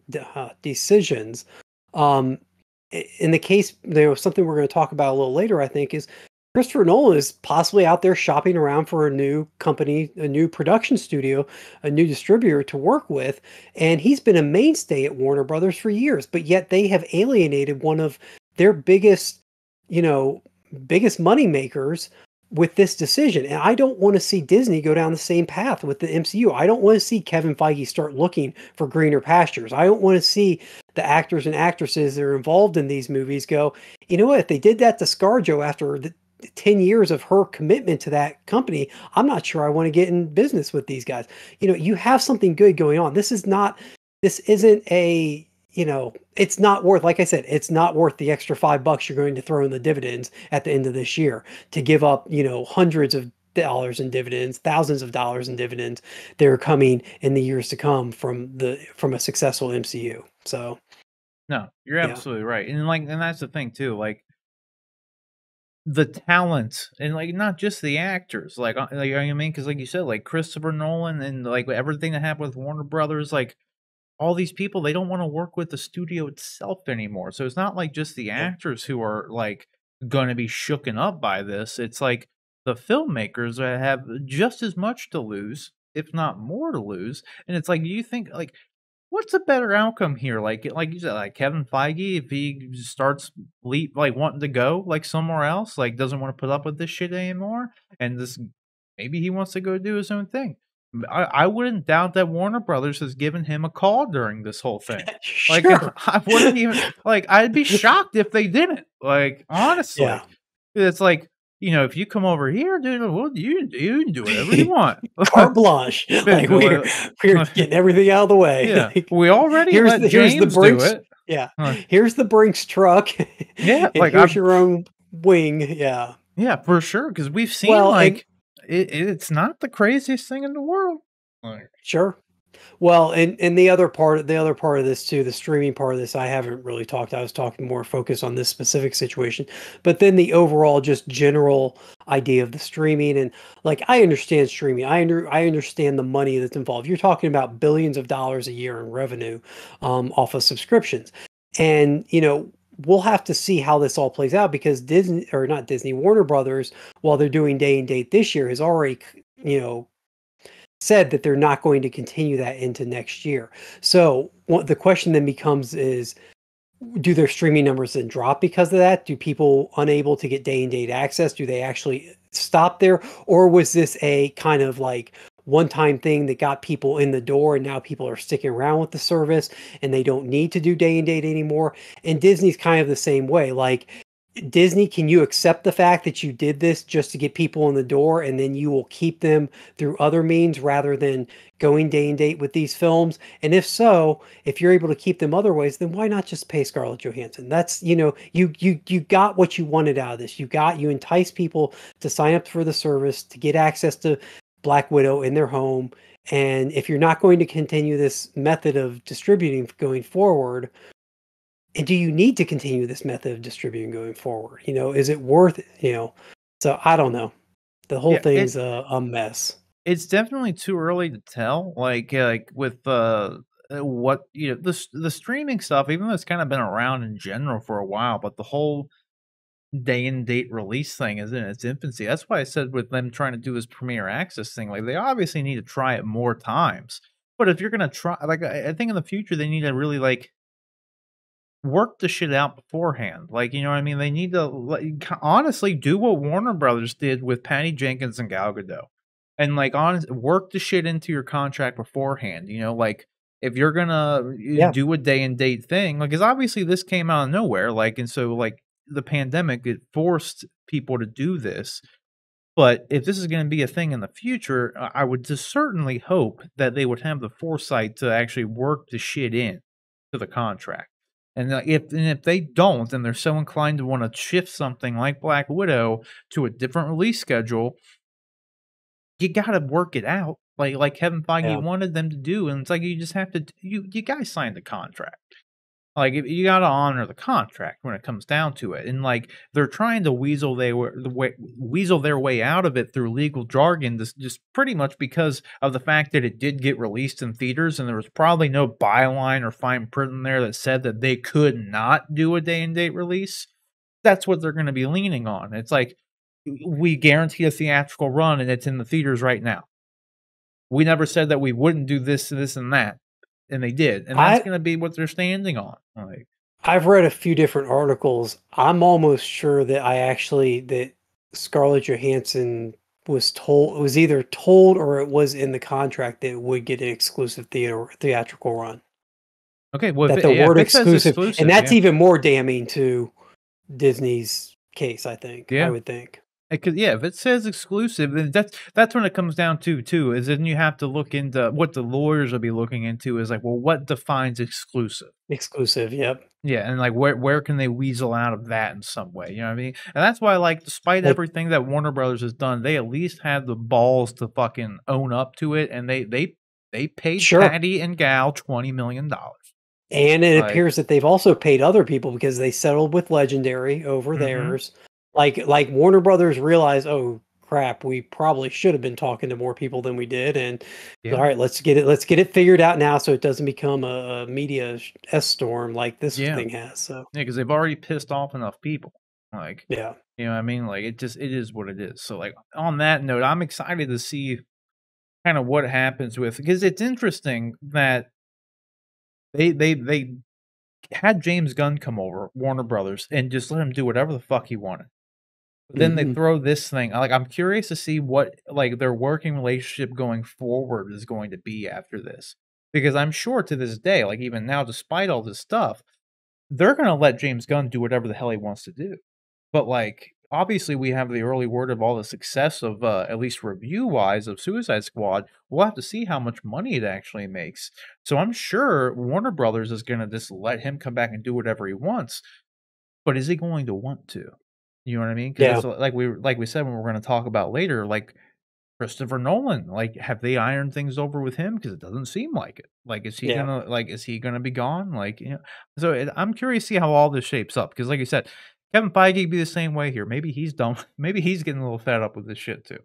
Like, who knows? We'll just have to wait and see. Everything's a little too. It's too early to tell. But I'm very curious to see how everything is gonna I, work out I'm here. I'm I'm going to go into a very deep depression if we the day that Kevin Feige announces he's done with Marvel because of something like this. I If would, it's over something like this, yeah, yeah. absolutely. Like I would like obviously you want someone like him to leave on his own terms and have him put the people that he wants in the position of power to do his job. You know what I mean? Because we talked Mhm. about before when That have the vision and the yeah. experience to craft and keep Mm. this train running on time and like it has been. Yeah, because he's already said that because now they're having like these multiversal meetings, and he had a comment in this article we talked about a week or two ago, where he already has these kind of people in place that he does trust that are already working, like, in the company, like, with him. Like, cause he said that, like, there was, like, 2 or 3 people that he said, like, they went and they did, the Loki show, and it was, like, all on them. Like, they did it, and Mhm. then they had the same Mhm. thing happen pretty much with all the Disney Plus shows, like, he put people in charge of that stuff, and they went and they fulfilled his vision for it. Like, he didn't have to step in there and do anything, like, they did it, and it happened, and it was successful. So, he's already getting his people. He's more comfortable with all of the people, like, the people he has in place. But you want him to leave and those people to stay and not Kevin Feige leaves because he's pissed off and takes everyone with him and leaves everything in shambles, Like, Yeah. so we'll just have to wait and see. I'm curious. We got to move on here, though. There's a lot to unpack here. There's still a lot more to unpack outside of this. So, but guys, what do you think about all this? Do you think that Disney's just gonna actually, like, honestly own up and do what they need to do? Like, does 'cause I know there's some people out there who are buying into the comments from the Disney rep who said, "Well, she's already got $20 million from this. What's her problem?" Like, that don't mean nothing. They negotiated that. That's what she got. They also negotiated that she gets this, and they're not giving it to her. That's a problem. Yeah. That's just a problem. So, I know there's people out there who just wanna hack people and just make like, "Oh, these rich people are yeah, but yeah, the rich keep getting richer." We get that, but, like, Disney's got the money, and they signed the contract just like she signed the contract, and in my opinion, they just need to honor that shit and move on. No need to ruin anything, burn bridges, ruin relationships, kinda ridiculous, but whatever you guys think, let us know down in the comment section below. Alright, guys, so our next topic here is a little bit more of a fun topic. Nothing bad with this one as of yet anyway. But most recently here, we've known for a while now that HBO Max and Warner Brothers DC they were working on a Batgirl franchise of some sort. Joss Whedon was initially on board with it. A couple of years ago, started working on a script for it, and they said that he was working on a movie initially. I think this was still going to be a movie. They might turn it into a series. I have no idea yet. But they were working on this, and quite frankly, we don't even know if this is still based on anything that Joss Whedon was working on, or if this is an entirely new Batgirl project. But nevertheless, they have just recently cast their Batgirl, and now we got wind just last week that they were casting a Commissioner Gordon and they didn't know who yet. A lot of people were making assumptions here that based on the ethnicity of the actress who they cast as, and I totally understand this too. I was even in the same kind of camp as this as well. Is that it? Maybe this Batgirl, because of her ethnicity, is going to be the daughter of damn it, what's his name? The Jim Gordon that is being portrayed by Jeffrey Wright in Robert Pattinson's Batman movie, which made total sense. But most recently here, an article came out stating that our boy J.K. Simmons is potentially in talks here to make a return as Commissioner Gordon in this Batgirl series for HBO Max or Batman Batgirl project rather, we'll say, because I think it's going to be a movie, but I think, there's still a solid chance that they might be making a series with this, in my opinion, just based on, they were making, because not only based on just the actress's ethnicity, the other thing was, they're making the Gotham prequel I think it's a prequel, but they're making the Gotham spinoff series that is explicitly taking place in the Robert Pattinson Batman universe. So it did make sense that, okay, well, then maybe Jeffrey Wright's Jim Gordon's gonna come and be a part of that Gotham series, and then also be a part of this Batgirl series, and you have this little kinda offshoot Robert Pattinson Batman universe existing on HBO Max. Made a lot of sense. But now it seems to be that they are in some capacity actually, continuing and, downright expanding the Snyderverse, which is what I find to be the most interesting part about the potential of J.K. Simmons returning as Commissioner Gordon, because they could do a lot of things with this. And John, I wanna know what you think about this. They could just have J.K. Simmons come in because he's a great actor, he already played Jim Gordon before, and just, "Hey, you're gonna come play Jim Gordon again. How's that sound? Cool." And they don't ever reference anything that has to do with him doing anything in, the other stuff and Justice League and all that. But why would you do that? You know what I mean? It's like you would obviously make the assumption that, okay, if J.K. Simmons is coming back to play Jim Gordon, that it's the same Jim Gordon. Like, right? Is that too big of a stretch? Mhm. So it is interesting that they are in some ways here. This is obviously just some assumptions and kind of inferring because of his potential casting, but looks like they're continuing on the Snyderverse in a little bit more of a way than, like, we initially expected, because we knew it was continuing on in existing properties like The Flash. We knew that was still coming, so, like, the Snyderverse was going to live on through The Flash and live on through Aquaman and even through Wonder Woman. But outside of that, nothing has been announced that, like, there was gonna be a Ben Affleck Batman movie. That's not happening anymore. He is gonna be showing up in The Flash, but we'll see what kinda happens with that. No talks of a Henry Cavill coming back as Superman that we know of. So, what are your thoughts on J.K. Simmons potentially returning here to play Jim Gordon in this Batgirl series? Do you think it's a good idea? Do you think it's cool that, again, this is an assumption, but do you think it's cool and a good idea that they are continuing on this, like I said, expanding this, Snyderverse of Justice League, DCEU, whatever you wanna call it? You think it's a good approach?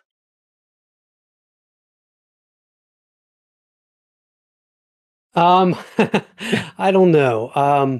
Right off the top, let me just yeah, I love J.K. Simmons. I think he's great. He's great in almost everything he's in. Like I can't think of a bad role he's been in. So I would love to have him back as Commissioner Gordon. He really didn't get a chance to really play the character. I mean, he's in what, 2 or 3 scenes, and he did great in the scenes he was in, but he really hasn't had a chance to really give a full, I would say, perform.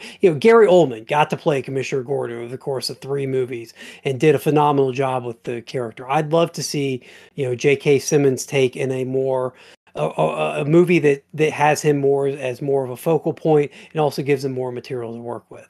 Um, all that being said, this Warner Brothers is just the oddest thing in the world to me. They seem so dead set on cutting off any talk of there being a Snyderverse or a continuation of the Snyderverse.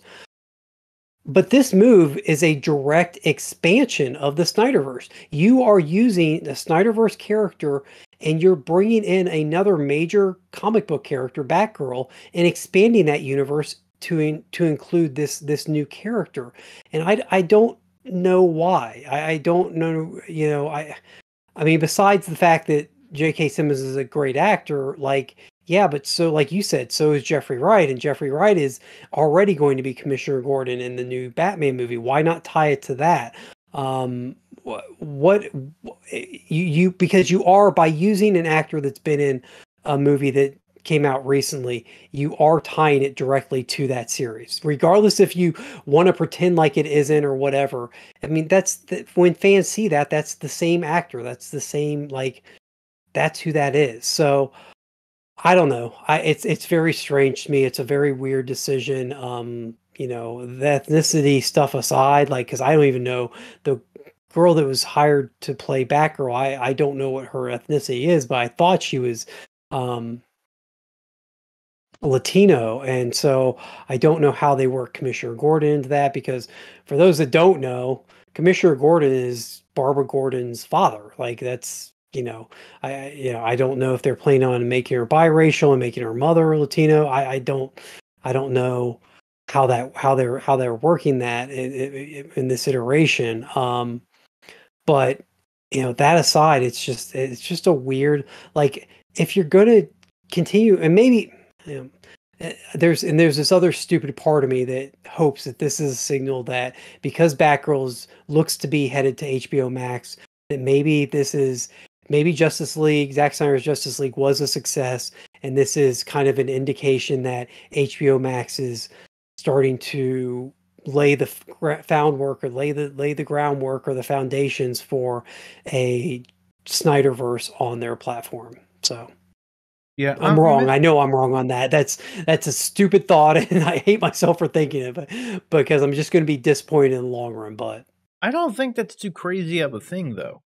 Like, there are people clamoring for it to continue in some way, and, like, honestly, if they could continue it and expand it out more with HBO Max, so it's, like, a little bit less expensive, why not? yeah, Like, you know what I mean? Because making things like a Batgirl directly connect to it is not gonna be as expensive as making a Ben Affleck Batman movie, and you could still continue it on through the lens of Batgirl, and then, if this stuff picks up and, is actually good first and foremost, then you could lead to more stuff and, expanding it out. So I don't know, it's definitely it's an interesting approach. Because I mean, we do yeah, know that Shazam and Black Adam are both supposed to take part in the same universe as the Justice League stuff. So I do find it kind of odd since they were like leaning more into the multiverse stuff, at least according to Walter Hamada, that it kind of did make some sense that, then why wouldn't they, if they're doing the Gotham series, have the Batgirl series tie into the Gotham series maybe, and then, then you have this whole little Robert Pattinson kind of thing happening while you subsequently have the other stuff, the pre-existing DCEU stuff happening on the big screen. It kind of made sense. I guess it also makes sense that they're doing this. It is an odd choice, but I'm curious to see what comes with like a franchise like Blue Beetle when that comes out. What world is that going to take place in? Is that going to be an offshoot thing like Joker? Is it going to take place in DCEU? Is it going to take place in the Battinson world? Like, I don't know. I think potentially yeah. they might eventually run the risk of things being a little bit confusing, but if they focus on just making good movies, that's really all I care about. Do you think this is a response to the success of the MCU streaming shows? Do you think that they're seeing how successful and how water cooly and how much people are talking about those and going, maybe we do need to have some sort of established universe. And so how do we start doing that? We bring back, the actors that people know from our previous shows, I previous mean, it's films. it's possible.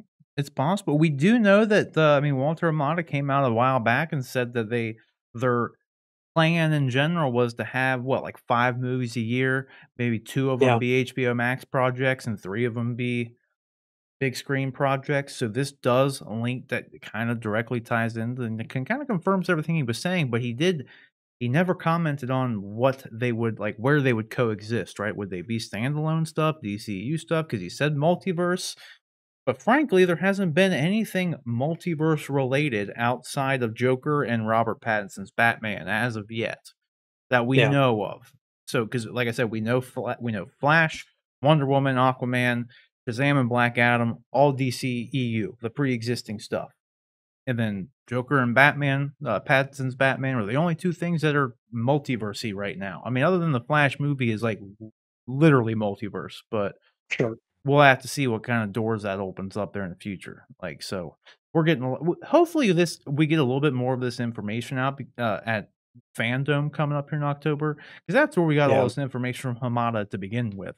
And he explained all what their vision was with this multiverse stuff. So hopefully he actually comments a little bit more on this stuff. And like when they do have something for Batgirl, explain what the hell's going on. Do what Hot Toys and Sideshow does not do and just tell us what kind of the plan is.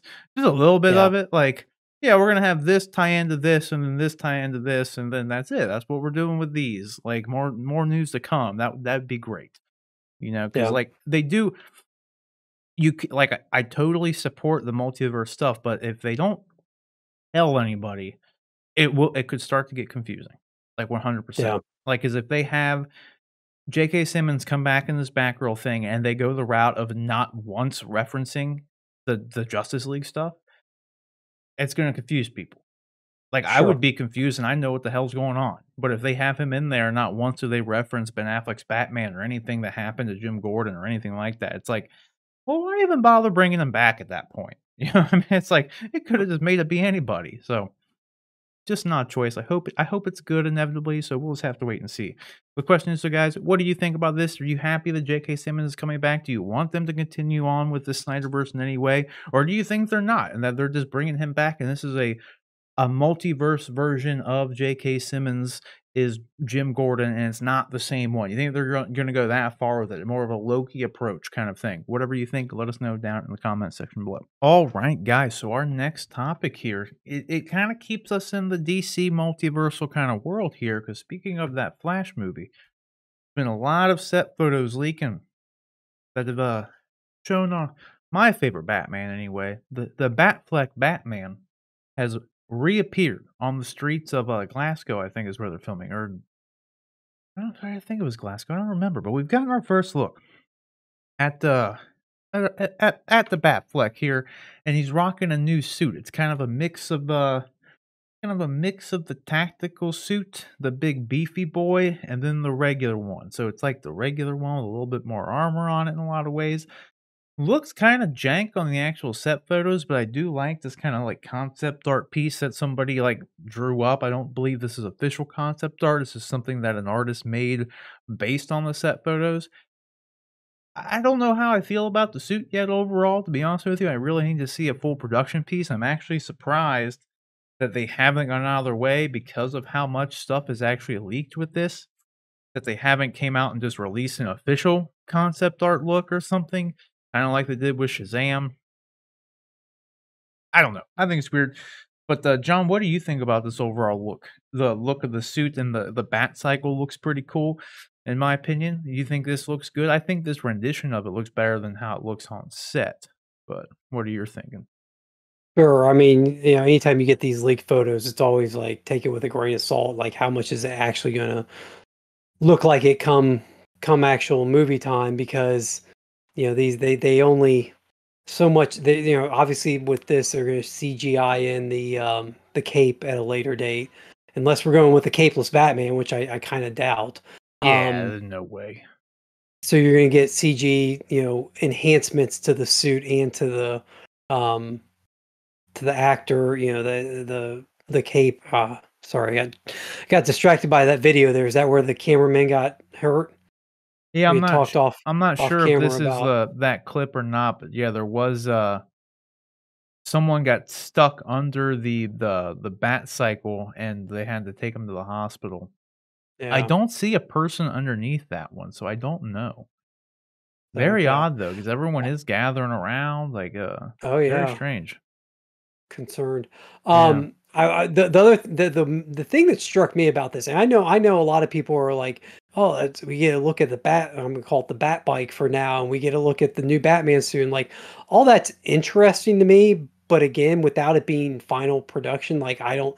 The thing that really struck me about or the oddest thing about all this is all taking place in broad daylight. Batman is not a character Yeah. that you typically think of as a daytime. He's a nighttime character. He does his work after the sun goes down. And so this is even like dusk. This is broad daylight that they're filming all this. So I'm really curious how story-wise this will fit in, why this Batman is so active during the daytime. Yeah, I know. I noticed that very same thing. There hasn't been a single leaked set photo or anything of this of Batman at night. Which is very Yeah. like I guess they could go in and just make it look darker, but I don't Seems like a know. lot of work to do for something Yeah, that you can also just film a few hours later and exactly. have it just be dark. There isn't I guess one thing to note, I did see a video, like, my guess here is that I don't know, there might be some things on the contrary, like, here's, like, a police car. Does this say Gotham or does this say Central City?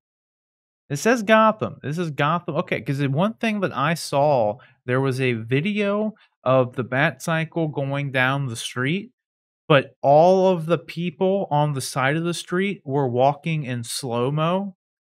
So, like, they were shooting a Flash scene. Like, a CG Flash was running by Batman during this scene because the Bat Cycle all of a sudden slowed down its approach, and then all the bystanders were like, they were going in slow-mo, so I was like, "Oh, okay, so there's a Flash scene happening here." Interesting, So then yeah. I thought, "Okay, maybe he's in Central City then, that's why it's daytime." I don't know, but the cars are Gotham police, so, like, obviously Flash is here for some reason. So I'm it's interesting. 'Cause I don't know if I would've expected. I mean, I know Batman's in the movie, but I don't know if I really would've I guess you can't have Batman without having Gotham. Gotham's just as much of a character in Batman as Batman is in all reality. So, Well, and yeah. if you know the Flashpoint story, you know that Barry goes to Gotham to find Mhm. to find Bruce specifically. So yeah, I was pretty confident that Gotham would be. But the more and more we see and hear about this film, I'm kind of surprised at this point it hasn't been rebranded like World's Finest or something like that they haven't rebranded it with the Batman somewhere in the title, because it appears that this movie is almost just as much a Batman movie as it is a Batman movie, Yeah, as much as it is a Batmen, Flash movie. absolutely. Yeah.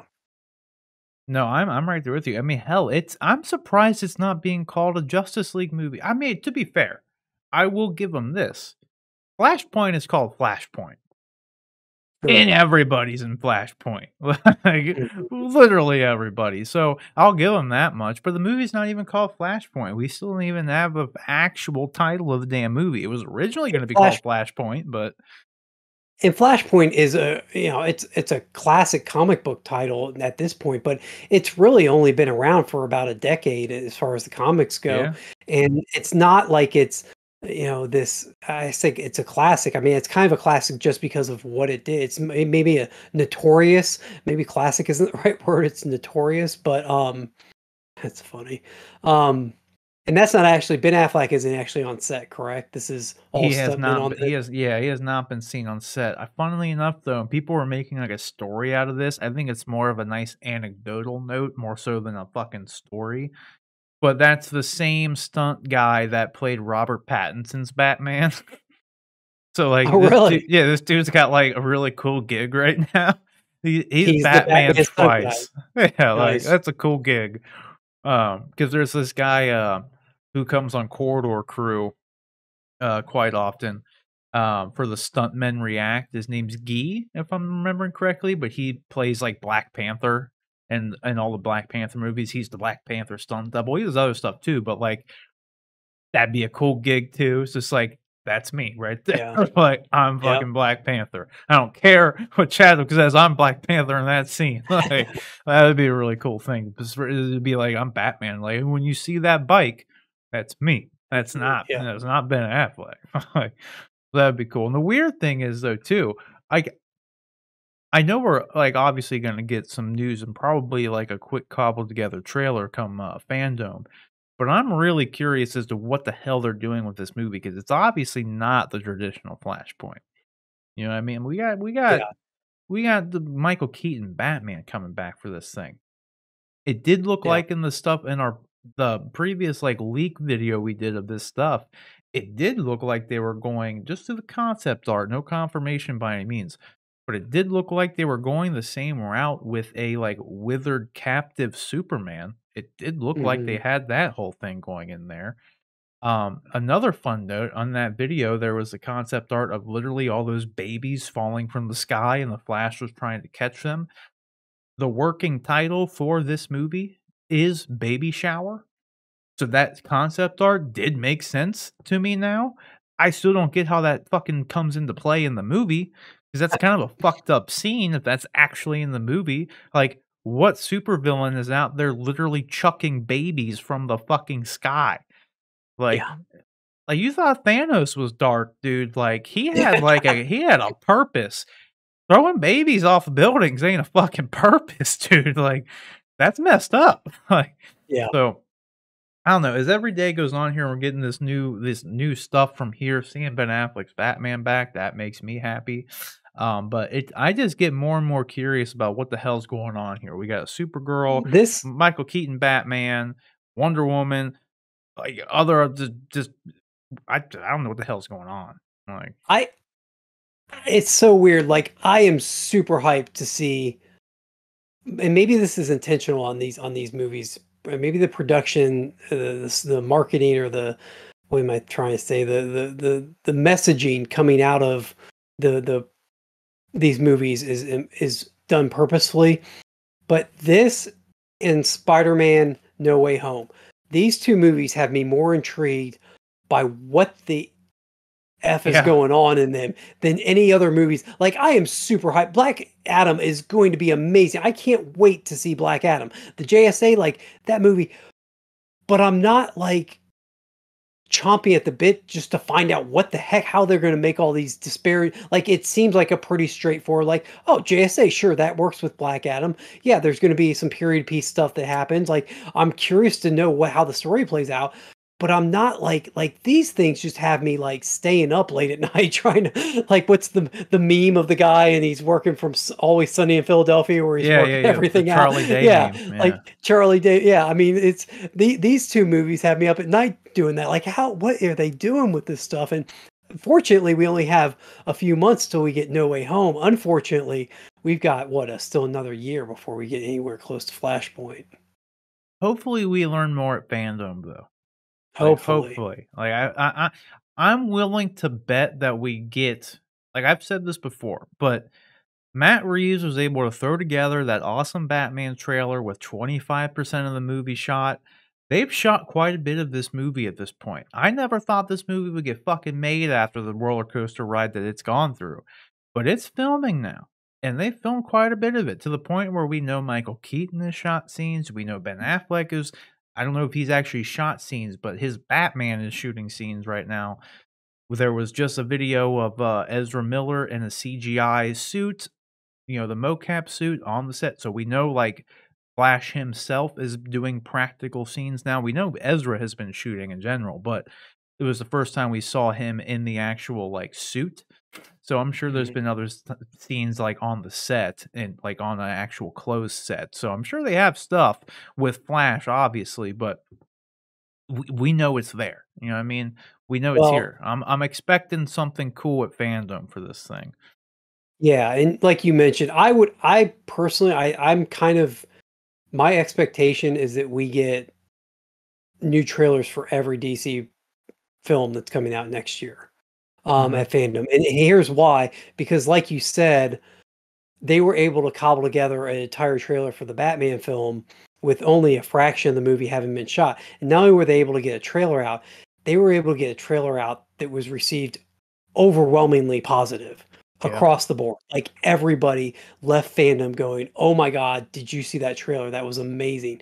If they can capture that again with what they have going on with these films, I think we're in for a pretty exciting day of weekend of however long they do it. Yeah. It come October. Yeah, absolutely. I mean, yeah, I think they have everything. I mean, they're shooting Shazam and we've seen all the suits, so like Yep. they're heavily shooting that shit. The Rock announced like I think it was this month or last Production month wrapped. that they finished it. Um Yep. they've been filming this for 2 or so months now, so they're definitely almost done with, principal photography at this point. Batman is done, so we're definitely getting a new Batman trailer. So that's 4, and then the Super DC Pets Super is Pets. animated. Yeah, Yeah. so, like, they It's would, animated, so you'd think they'd have something. yeah, they 100 we are, I would we're gonna get 5 trailers, like, I can I almost would hope guarantee so. that. My only concern is that do they wanna blow their whole load in one go? Like, It's do they want fandom, though. That's the time to that's do it. true. I mean, they Like, own that news cycle for that entire weekend, maybe that yeah. entire week after that, so, Mhm. yeah.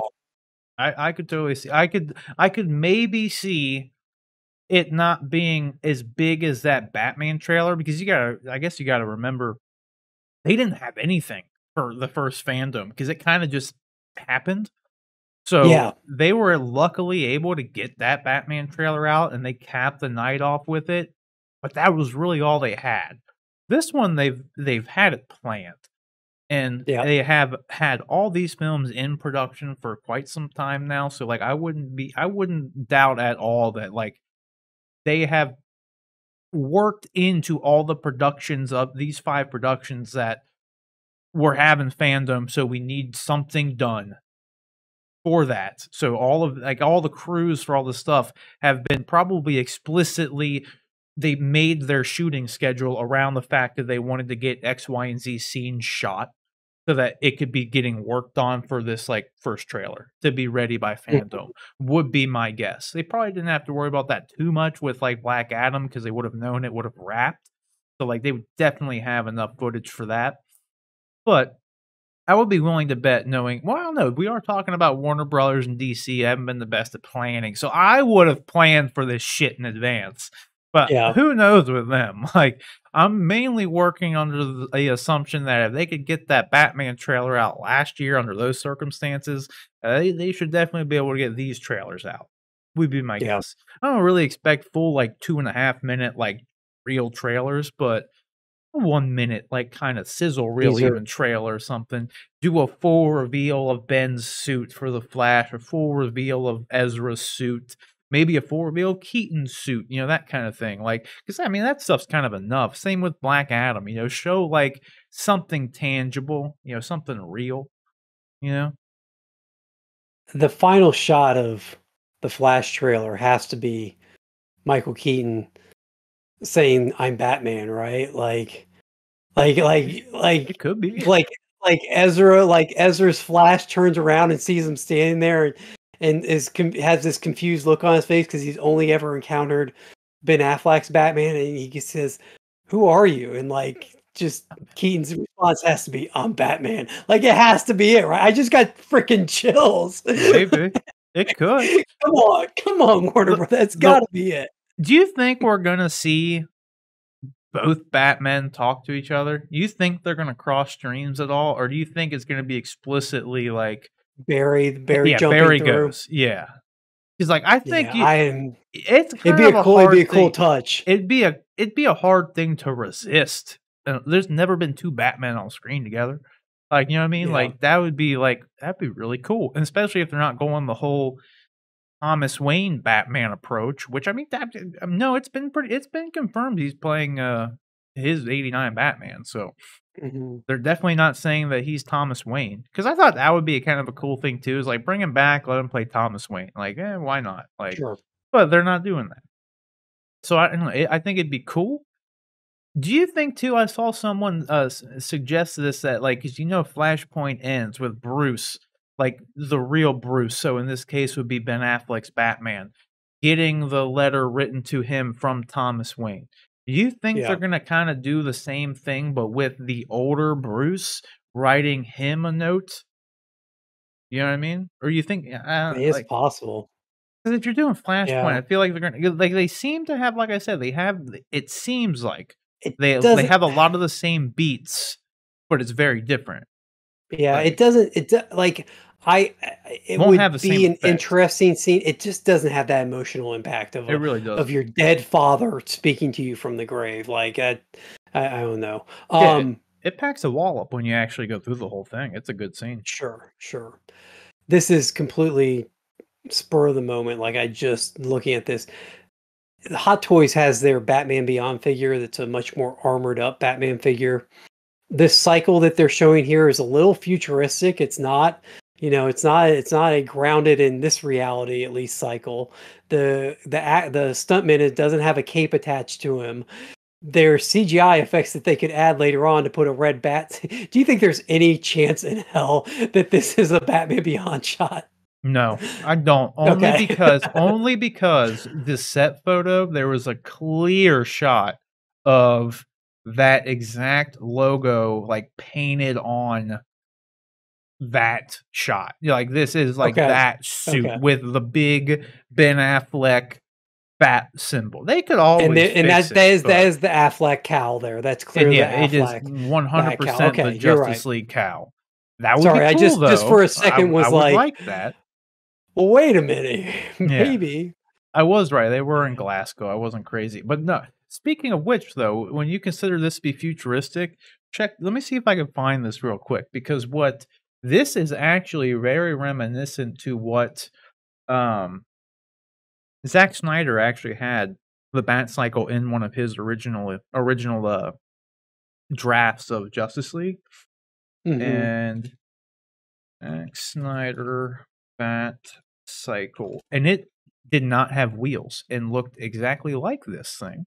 So it looks like they have taken the same general design of the Zack Snyder one and kind of modified it, made it a little bit more grounded in reality here. Because if Oh, you really? look here, this is not a super high res picture of it, but this was the CG render of what Ben Affleck's Bat Cycle was for Zack Snyder. It was like a Okay. little hover car. So he would get on it like with this vertical thing, jump on it, then it'd go like that. And like they Mhm. had like there were some like full renders here of it. So like it has a very similar look to this Bat Cycle that he's Sure. actually using. It just has wheels on it, and they just, like, kind of Sure. extended it out. I think this was fucking goofy, so I'm really glad this didn't make it in there. It would've been cool if it was, like, something kinda like how the Bat Pod just ejected out of the tumbler. If this was, like, an escape pod kind of thing, and it's just like, I have it just in case I need it, then cool. But I Yeah. would not wanna see him just like, "This is what I use." Like, it's kinda fucking Yeah. weird. It's Yeah. and it's very much not grounded in reality. It's, like, at all. Sure. Because like, if you have this tech, how come you still drive the Batmobile, dude? Like, what are you talking about? Like, just make something cooler than this and have this big fucking cool car or something. I did think it Yeah. was really cool that at the end of, side note, I guess, at the end of, Zack Snyder's Justice League, they had the Frank Miller fucking Bat Tank at the end. I Yeah. thought that was That fucking was cool. cool. That was really cool. But nevertheless, the question is, guys, what do you think about these leaked photos here coming out from The Flash? I'm very excited to see Batfleck return, so I hope we get some more information on kind of what the hell's going on with this movie in some degree at fandom. But speaking of fandom, do you think we're going to get trailers for all 5 of these projects? I'm leaning towards yes, but whatever you guys think, let us know down in the comment section below. All right, guys, so we are going to try to wrap up the show here with these last there's quite a few topics, so we're gonna try to get through them all in like a quick. We've been running kind of long with some of these initial topics here, so we're gonna try to break some of these down in a more quick manner. But we do have like some rather large things we need to discuss here. This first one we're gonna get into here is we kind of foreshadowed it a little bit before, but with the Christopher Nolan making his big announcement that he was essentially done with Warner Brothers. There have been obviously some other studios out there trying to court him, and there's been, some recent developments anyway, then the film boss guy at Netflix, for whatever reason, his name is escaping me, I can't remember what his name is, but the guy who's in charge of the film division at Netflix has pretty much come out and said he's had a couple of different interviews come out here lately, and he's one gone on said, prior to this interview here, or maybe during it, like, earlier on while they were speaking, he addressed a problem that I've always said that they had, where they've been very hit and miss with, their films, and like I've always said, like, for every one good movie on Netflix, you get 10 shit ones, you get, like, those and not no disrespect to, like, Adam Sandler by any means at all, but you get for one Old Guard or for one Irishman, you get 10 shitty Adam Sandler movies that nobody watches, and, like, it just continues on like that, and they've always pretty much knocked it out of the park with their original series, so it's really odd that they just, like, make all these shitty movies, and then they just make these amazing TV series. It's super weird, but the the lead of the film division, I don't know why his name is escaping me, but he actually addressed that. He said that it's something they need to do better, and then he went on to say later on that, like, he's gonna do everything in his power to get Christopher Nolan to come over and make films with Netflix. And Scott Stuber, is his goddamn name. I knew it. I knew it. I knew he had a weird name that was like a movie, and I couldn't remember what it was. They had that Stuber movie with Batista and Kumail Nanjiani. I can't believe his name escaped me because that's how I always remember his name. But nevertheless, I never watched that movie. Maybe that's why. Um, I think this would be a big thing, but the one thing that Netflix would have to do in order to get Christopher Nolan on board with coming over to them, it'd obviously be a huge coup for Netflix. As John stated earlier, he's exclusively worked with Warner Brothers his entire career for the most part. Every movie, like he's exclusively been with Warner Brothers, and he's pretty much done with that now. Seemingly, they might be able to work it out with him. And like I said, they did work some stuff out with Gal Gadot and Patty Jenkins, and presumably with Legendary and Dune. They've been trying to appease and repair relationships. It seems anyway, so maybe they'll be able to repair this one too. You never really know. But I would honestly kind of like to see this happen in a lot of ways. I think it would be. There's one thing, John, and like I want your opinion on this too. There's one thing that I've actually found quite odd with Netflix's approach here with how they do their film releases and everything.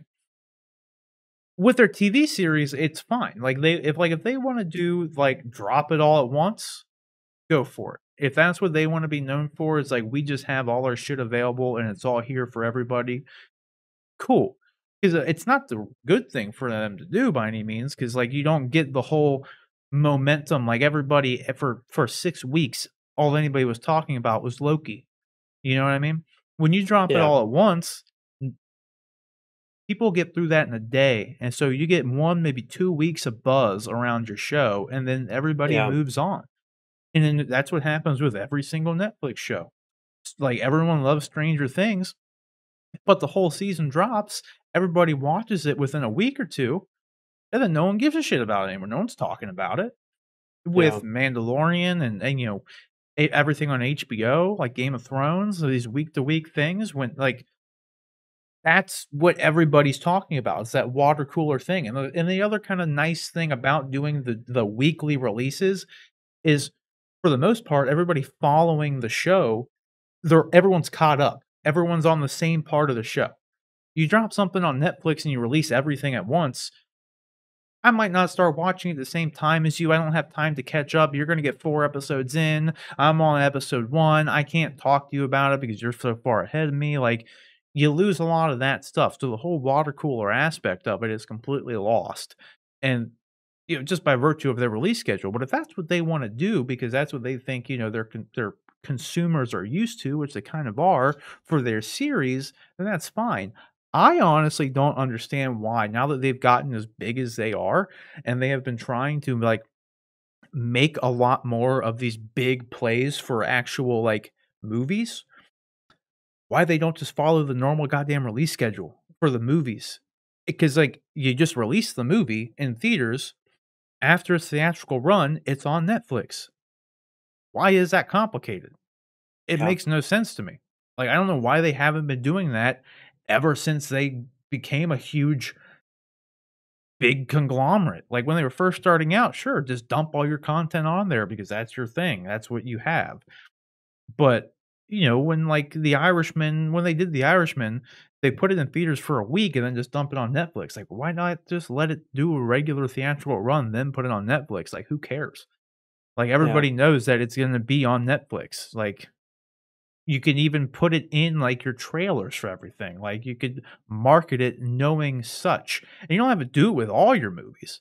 But, like, all the ones that are a big deal for, like, Christopher Nolan, obviously, you're gonna have to put them in theaters exclusively for 3 months, or he's not gonna come talk to you. Like, that's gonna be, like, what that conversation would start and end with that. Like, Yeah. if Scott Stuber calls up Christopher Nolan, the first thing he's gonna say is, "Am I gonna get a theatrical release?" Because if Exclusive theatrical release. exclusively, because if not, Not. the conversation's over, like, Yeah. period. He's not gonna budge on that, doesn't matter how much money they throw him, it doesn't matter. I mean, everybody can be bought. I will say everybody could be bought, but in some way, he is going to enforce a exclusive theatrical window for some sort of amount of time, because there's really no like I said, I don't see any downside to them actually releasing their goddamn good movies. For one, they need to just focus on making good movies and stop making all the shit movies. Like, in all honesty, they just need to actually address that problem first. But then Apple does it, Amazon does it, every other movie studio in the world does it. They make a movie, it goes in theaters, and then it goes on their streaming service. Now, granted, everything's kind of gone to shit this year. Warner Brothers has kind of gone against that for this year, and so is Disney Plus, obviously. But that's just the way things go. So, do you think there's any reason they haven't been doing that to begin with? Because I honestly think it's super strange that they haven't wanted to do that. Like, other than like the consumers being used to it and all their movies have been kind of shit, but there have been some good ones that they do give a theatrical window so they can be up for awards consideration. That's the bottom line they've always minimum done is any movie they think is good, Marriage Story, Irishman, they give it a week in the theaters because that's the bare minimum they need to do to be eligible for Oscars, and that's all they've ever done. But I don't know why they don't just do it. Just make movies like a normal studio does and then put it on your streaming service, and there you go. You get your cake and you eat it too. They would make more money. Yeah, I think that there would be a part of me as a CEO or as a higher up at Netflix that would be worried about doing that just because people have their Netflix accounts and it's as I don't know what the right word is. It's as much a part of their life as their email account and their it's an integral part of their life at this point. Netflix has been around for over a decade now. Maybe even like 15, 20 years if you factor in their mailing services. There are people that, Netflix is just it's part of their monthly bills. Like it's like their water bill or their heating bill. Like it just comes and they just pay it and because that's just something that they need in their life. I don't even Yeah, watch it myself anymore. My wife will get yeah, on there and use it. There's nothing like when The Witcher comes out, I'll watch The Witcher. When Stranger sure, Things 4 comes out, I'll watch that. But I sure. just pay for it I don't Just it just yeah, is what it is. Like it just sure. goes like whatever. And and so I think because of that relationship or that feeling that they've built up, I think people have I don't know what the right word is. They have like a investment in it.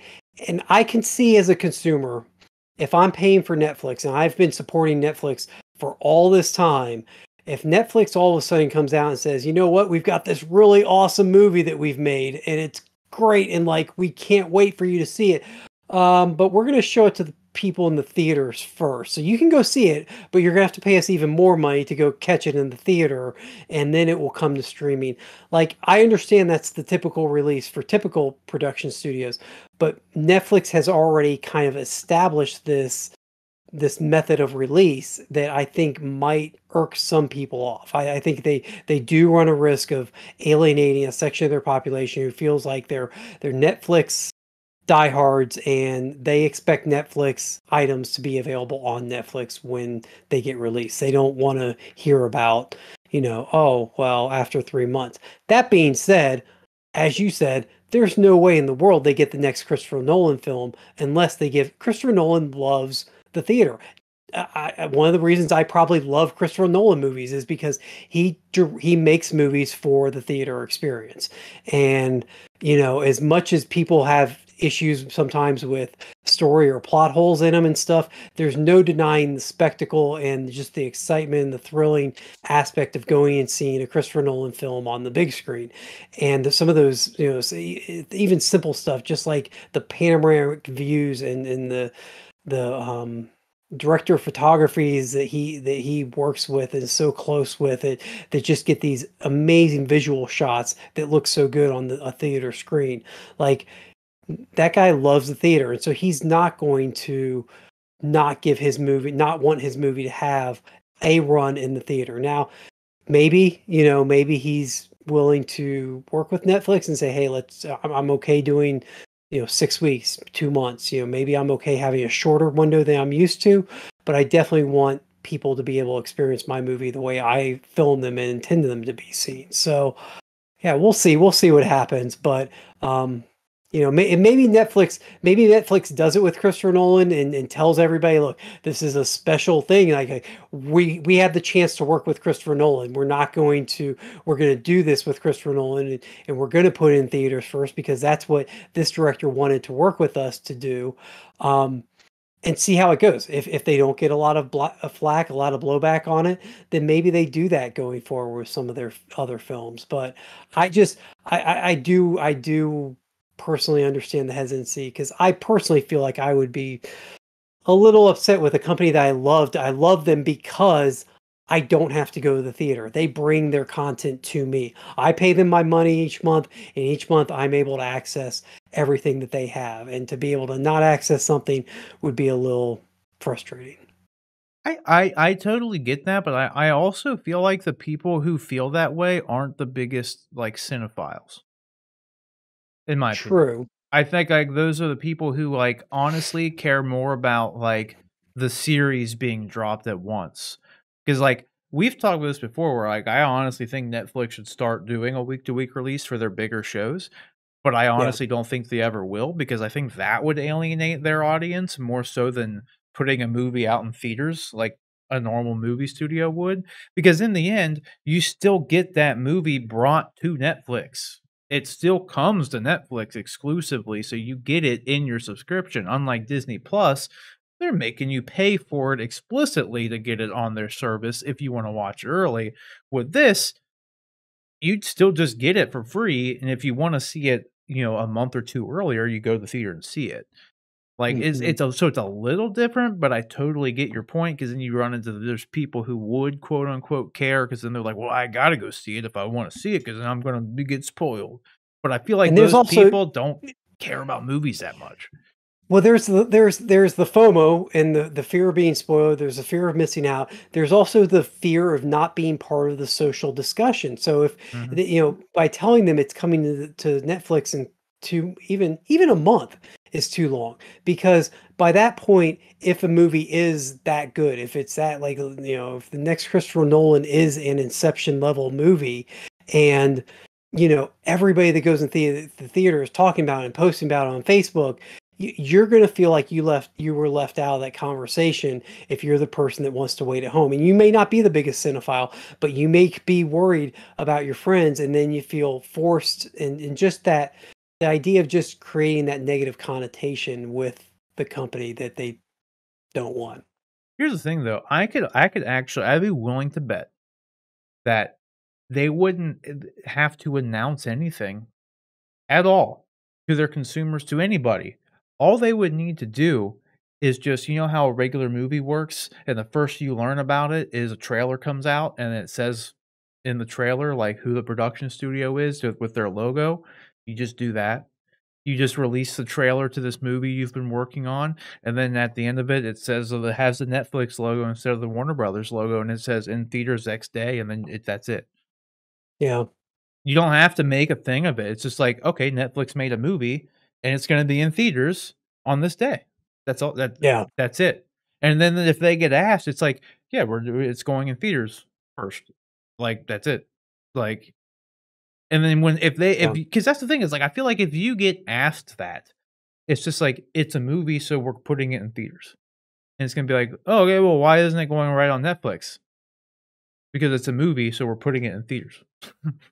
That's Yeah. it. Like, what I mean? I feel like I totally am 100%. I know there would be people out there, but I feel like the people who would make a big deal about it are the people who wouldn't even notice that aspect of it. You know what I mean? If they Yeah. just put it out there and had the logo come up and says Netflix when you go on in theaters, they wouldn't even fucking care. Like, they wouldn't even know, rather. They'd care, and they'd feel like they were being cheated something, but, like, in the end, I think they wouldn't even notice that kind of thing happening because 'cause there'd still be movies that would go exclusively to Netflix. Sure. Like, they wouldn't like, Netflix wouldn't be putting all of their shit movies in there. They would just put the ones that they actually think deserves a theatrical run. Like a Christopher Hmm. Nolan movie is gonna go to theaters, and then it'll go on Netflix. Same with everybody. Because I honestly think, though, the problem is too, you wanna know why we have a bunch of shit movies on Netflix? because people like Christopher Nolan don't wanna make movies with them because they're not gonna put them in the theater. Yeah. So, honestly, their model has been keeping good directors and stuff from working with them because people like Chris Nolan and Denis Villeneuve and all these people who support and want a theatrical experience, Netflix wasn't offering it. So, like, frankly, that is the reason we've been getting shitty movies because Yeah. no one wants to work with them that makes good movies. Like, in all honesty, that is definitely a part of it, in my opinion. So, Yeah, I I don't know. agree. We'll just have to wait and see. I think it'll be good. But yeah, question is though, guys, what do you think about this? Do you think Christopher Nolan would work with Netflix for anything less than an exclusive theatrical window? Because I know everyone has their price, but I honestly feel like it would be rather impossible for Christopher Nolan to have a price tag on that. Because you got to think the guy's made a lot of money already, and he just wants to make his art, and he wants his art to be interpreted a specific way, even to a fault. I say, because he will make an entire movie where you can't understand a goddamn word anybody is saying, but that's how he wanted it to be, so that's how it was, and I'm looking at you, Tenet. So whatever you guys think, just let us know down in the comment section below. Alright, guys, so our final segment here, it's not really a topic because it's multiple topics here. Like I said, this was a big show. We're running late already. We pre-record the show, and it's just about to hit 1 AM here. So we apologize that we're not gonna get everything into its own proper full segments, but we still wanna cover them. So we're gonna kinda speed through these, kinda, you know, what do they call it? Like rapid fire kind of way, like, Yep. we're just gonna do a rapid fire segment. That's pretty much what it's gonna be. So the first one here, sticking with Netflix here, is that a Pokemon live action series is in early development for Netflix from the Lucifer showrunner Joe Henderson. So that has me excited in multiple aspects because one, I fucking love Lucifer. So there's that. And then two, I fucking love Pokemon, in all honesty. I've been playing Pokemon since I was a kid. I still play Pokemon Go, dude. Like I still do it. Like I love Pokemon. Pokemon's great. And I've wanted nothing short of either a true live action adaptation of Pokemon. Like we got Detective Pikachu, but that's not Pokemon. Like in like the true sense of the word. Like it didn't follow a trainer doing his thing with the Pokemans, going to fighting the gyms, getting the badges, going to the Pokemon League, showing that bond and connection grow with this Pokemon. Like that's not what Detective Pikachu was at all. Like that's what I've always wanted, and I've also wanted a Pokemon, like, MMO game because it's, like, kinda ripe for it, like an RPG Pokemon game. You go and catch them, you level them up, you do your thing, just like the real games, but a big one, multiplayer in the open world. I've wanted that too. We don't have any of that shit, so hopefully at some point in time we get that because Pokemon's cool, and I think this is, like, a really this has potential of being really good. Pokemon's a massive franchise, global, like, hype for Pokemon, not just one small area, like, it's globally popular. So if done right, this could be huge. I think the only thing that, is kind of in its way is the fact that maybe Detective Pikachu didn't do as good as Warner Brothers kinda hoped it would, and this would inevitably be a pretty expensive show given the CGI and everything that would be involved, so we'll kinda have to wait and see, but, having Joe Henderson involved does give me some faith, and, hopefully I don't think Netflix would really pass this up because it does have that potential, in my opinion. And then we also have a article here where the Loki showrunner cleared up some confusion about how time travel worked. So I'm going to go through and actually just kind of read what he said because it is kind of enlightening, but it still leaves some things that are a little bit confusing. But let me go through and read these three paragraphs right here, real quick, and then you'll have a better understanding of it. So he says, okay, the best I can explain it is our approach with time travel was the philosophy basically that time is always happening. So there are infinite instances of time always occurring at once. So you and I are having this conversation right now. There's another instance of us having this conversation 10 seconds ago. There's another instance of us having this conversation 10 seconds in the future. Generally, those three instances, you could literally say they're all different universes, in a way, different timelines, but they're all the same. There are minute little fluctuations in each instance of time. So in you and I's conversation, 5 times out of 10, I pick up and say, "Hello," and 4 times out of 10, I say, "Hey, nice to meet you," and then maybe 1 time out of 10, I'd say, "Hey, man, fuck you, I don't wanna do this interview." That would be the variance, by the way. That would be the variance, theoretically speaking. So, and he goes on to say, and that's just how time works. There's always like different permutations and instances happening. The TVA has their own barometer, their own gauge of what constitutes a deviation from the baseline, the way it's supposed to go, the way it went that produced He Who Remains. So the main thing that the sacred timeline is essentially the one that led to the creation of He Who Remains. The He Who Remains that we met, that version of Nathaniel Richards, that's the sacred timeline. Which gives us that kind of clears up some of the answers, at least in my opinion. That was kind of, but it also raises a lot more questions, in my opinion. I'll get into that in just a second. So that is their baseline. And so they are constantly calculating, okay, we see how time is always, if you zoomed out on the timeline, it wouldn't necessarily look like a straight line. It might look like almost intertwined strands of ropes fluctuating and spiking here and there. And then when it becomes a problem for the TVA is when, according to their own rules, when could something branch off in a way that it could actually produce a new timeline that could produce a new version of He Who Remains, aka Kang, Nathaniel Richards. That is the practical thing that they are guarding against. Does that answer your question? So it kind of did clear up a lot of stuff for me, at least as far as like the I don't know, like the baseline, what the goal of the TVA was, what was causing them to actually go, what deemed a variance, right? Because the only thing that we really got in the show was that quick little montage of all the Loki variants that we saw. Like the one that one won the Tour de France, and one was like a big hulking looking Loki. We get all that stuff, but we didn't really know, like, like, what did they do to, like, make a whole new timeline, and, like, why was it bad? Why did they need to delete it? The other thing that, like, he doesn't really go on to say, and the show didn't really wrap up in any way or explain in any way, is those little, like, time bombs that they had. They never really explained, like, what the hell those things actually did, 'cause like, I think they kind of insinuated that it doesn't, like, just nuke an entire timeline, but it, like, erases, like, a small part of the timeline. But my whole question with this is, if your main this is, like, the biggest glaring plot hole with even this explanation, is if their baseline goal is to ensure that another version of Nathaniel Richards, Kang, or He Who Remains does not appear, then what the fuck does like a Sylvie or Loki, female Loki, or any other Loki have to do with it? All they would need to do is watch every version of Nathaniel Richards and make sure it doesn't deviate from the timeline. That's it. Like whatever Loki does is not going to affect what Nathaniel Richards does. And if it does, you just watch Nathaniel Richards. That's all you would need to do. So it doesn't make any sense at all. Like if your main goal is to ensure that there's not going to be a Nathaniel Richards that deviates from the timeline to create something other than the He Who Remains version of Nathaniel Richards, you just follow Nathaniel Richards and make sure he doesn't do anything that deviates from the timeline.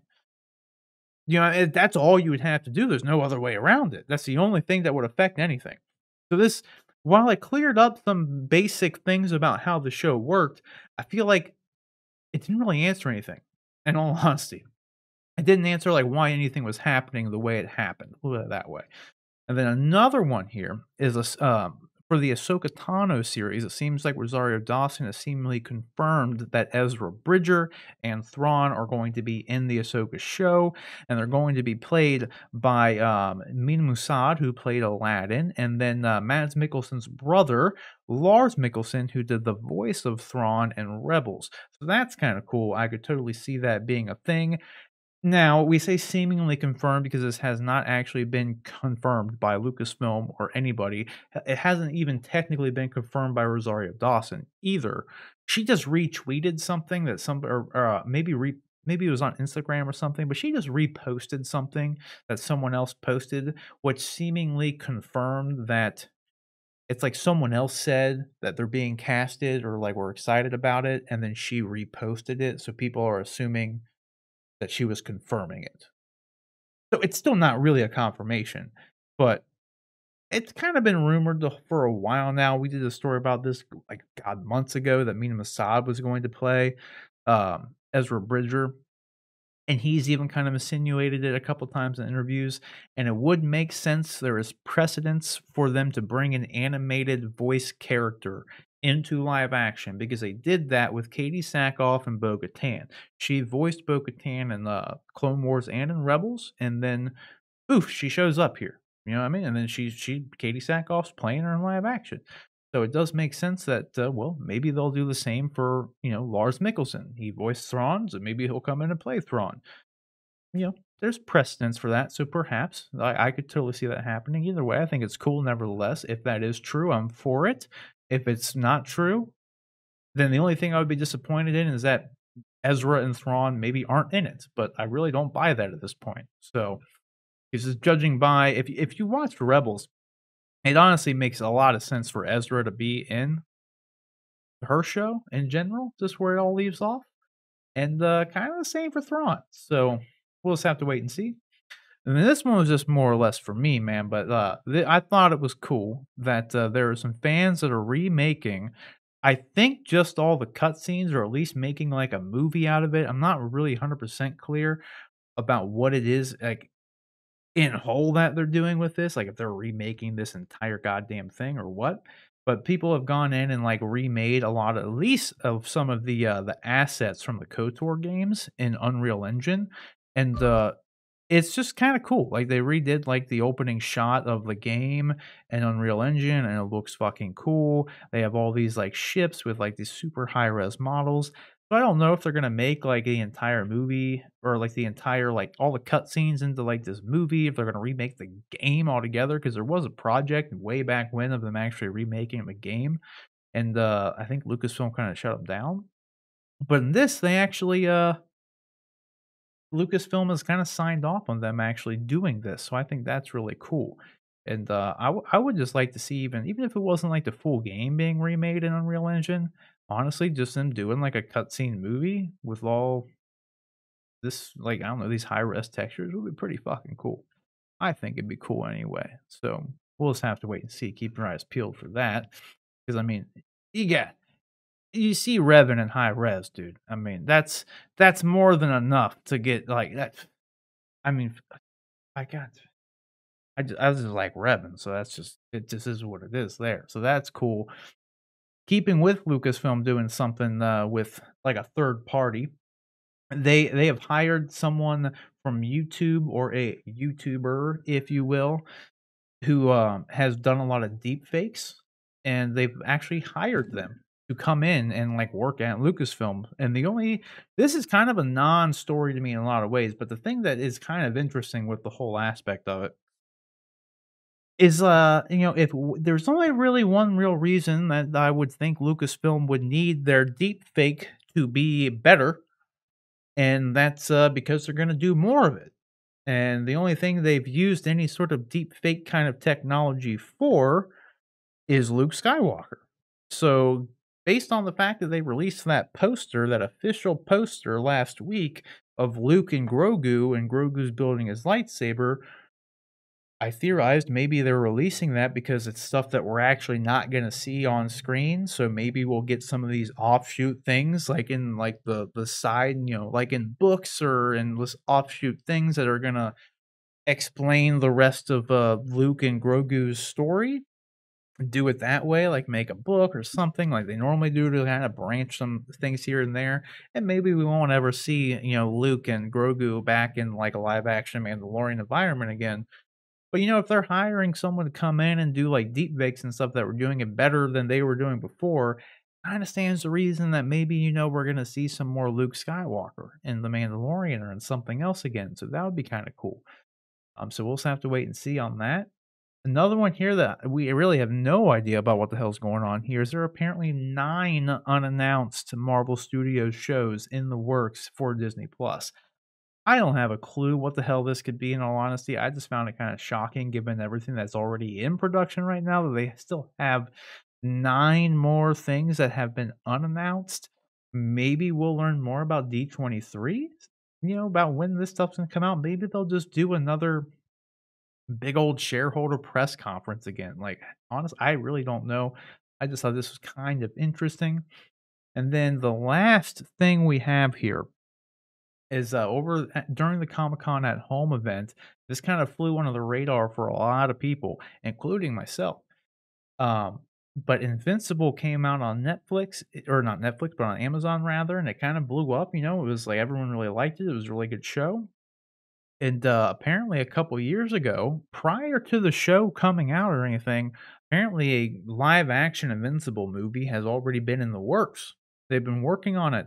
But Robert Kirkman has come out and said during this Comic Con at Home event that they are still making the Invincible movie, but they're actually trying to make it different from the animated show and from the comic book series in general.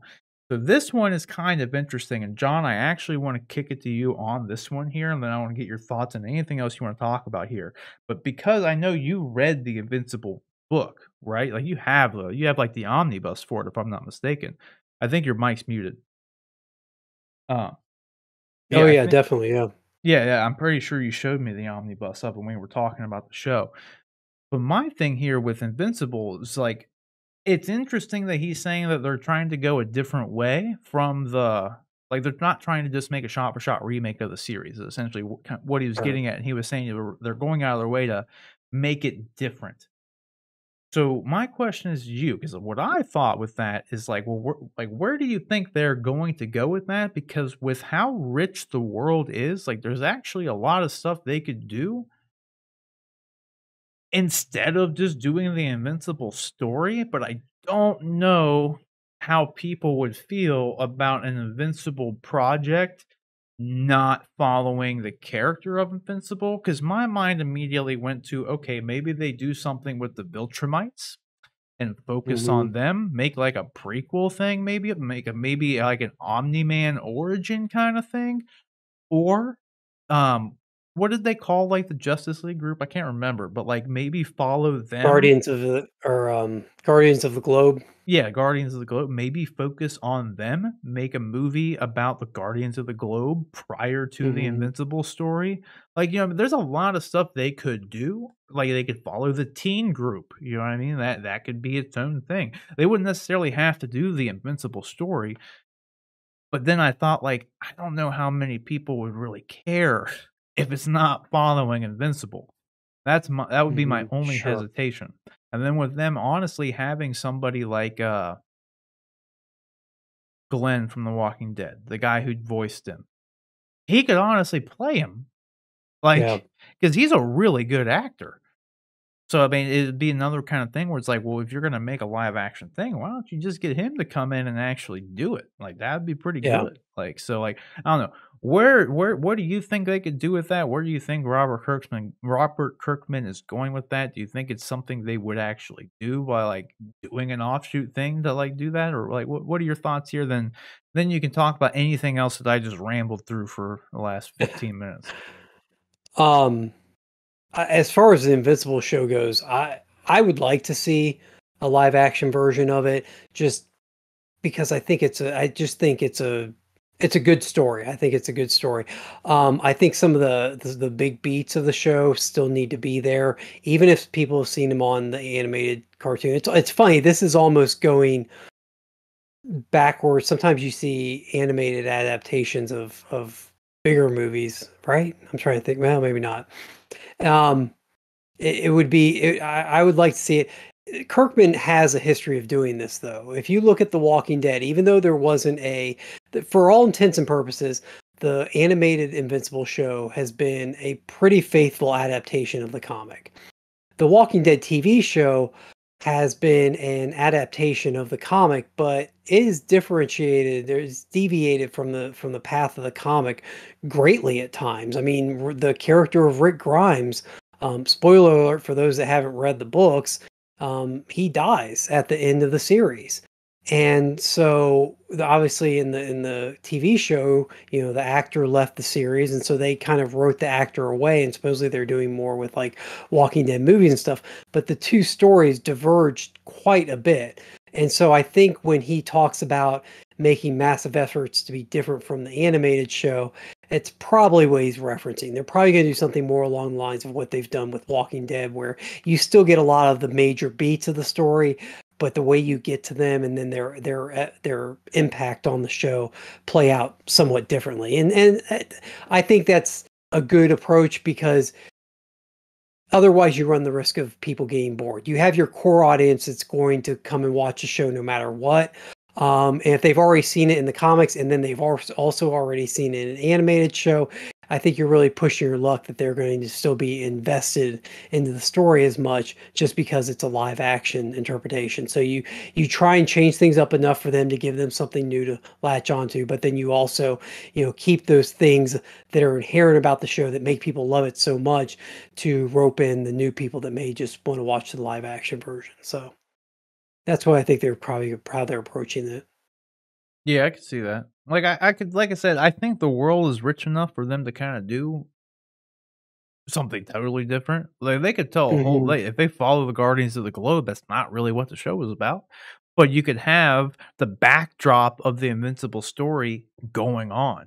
So it's like Sure. as Invincible's doing his thing, like you could follow the other teen people, like the people who are left afterward. Like I don't fucking know. I Like I wouldn't no do idea. you know who this is? This series also supposed to be at Amazon? I think so, and it's a movie as far as I know, and the movie was greenlit Okay. supposedly like a couple years ago. Like, and that's how long Okay. they've been working on it. So I don't I, know. I'm just curious because Kirkman did spin off, Walking Dead with Fear of the Walking Dead, and he also spun off, or there Amazon is spinning off. There's a spin-off of The Boys coming, I think, out at some point. So I could see the Guardians of the Globe being done, or um, I could see it being done, as a spin-off show. I don't know. I think they want to. I think that they would stick with the actual main Invincible story as the main story that launches out of it. Mhm. No, I'm Oh, totally hear you. I don't see anywhere notating that this is still being with Amazon, but I don't know if it's been interesting. announced. Because like, yeah, I just Yeah. searched Amazon in this article, and it doesn't seem to confirm or deny anywhere that it's going to be. I'm just Yeah. assuming since it was on Amazon, the animated one, that They have the rights to that it, and they Amazon would. bought it, Yeah. yeah. Like, I don't Yeah. know, though. Could be different. The rights are weird. He could have sold the movie rights to somebody else altogether. Like, And look they at the could just Hulk. Amazon could just be the distributor for the animated show, not the actual rights owner to the show. Yeah, exactly. Because I mean, Evan Goldberg and Seth Rogen, I think they wrote the show, didn't they? Did they? I think I you think might be they right. that Yeah. Steven Yeun is who I was trying to get his damn name for. Yes. Yeah, massive effort to be made to make Amazon Prime the animated series. Yes, and 4 years ago, it was announced that Seth Rogen and Evan Goldberg would write, direct, and produce an adaptation of Kirkman's comics for the big screen. So 4 years ago, it was announced that Seth Rogen and Evan Goldberg were going to actually bring Invincible to life in some capacity. Hmm. That's Yeah. crazy.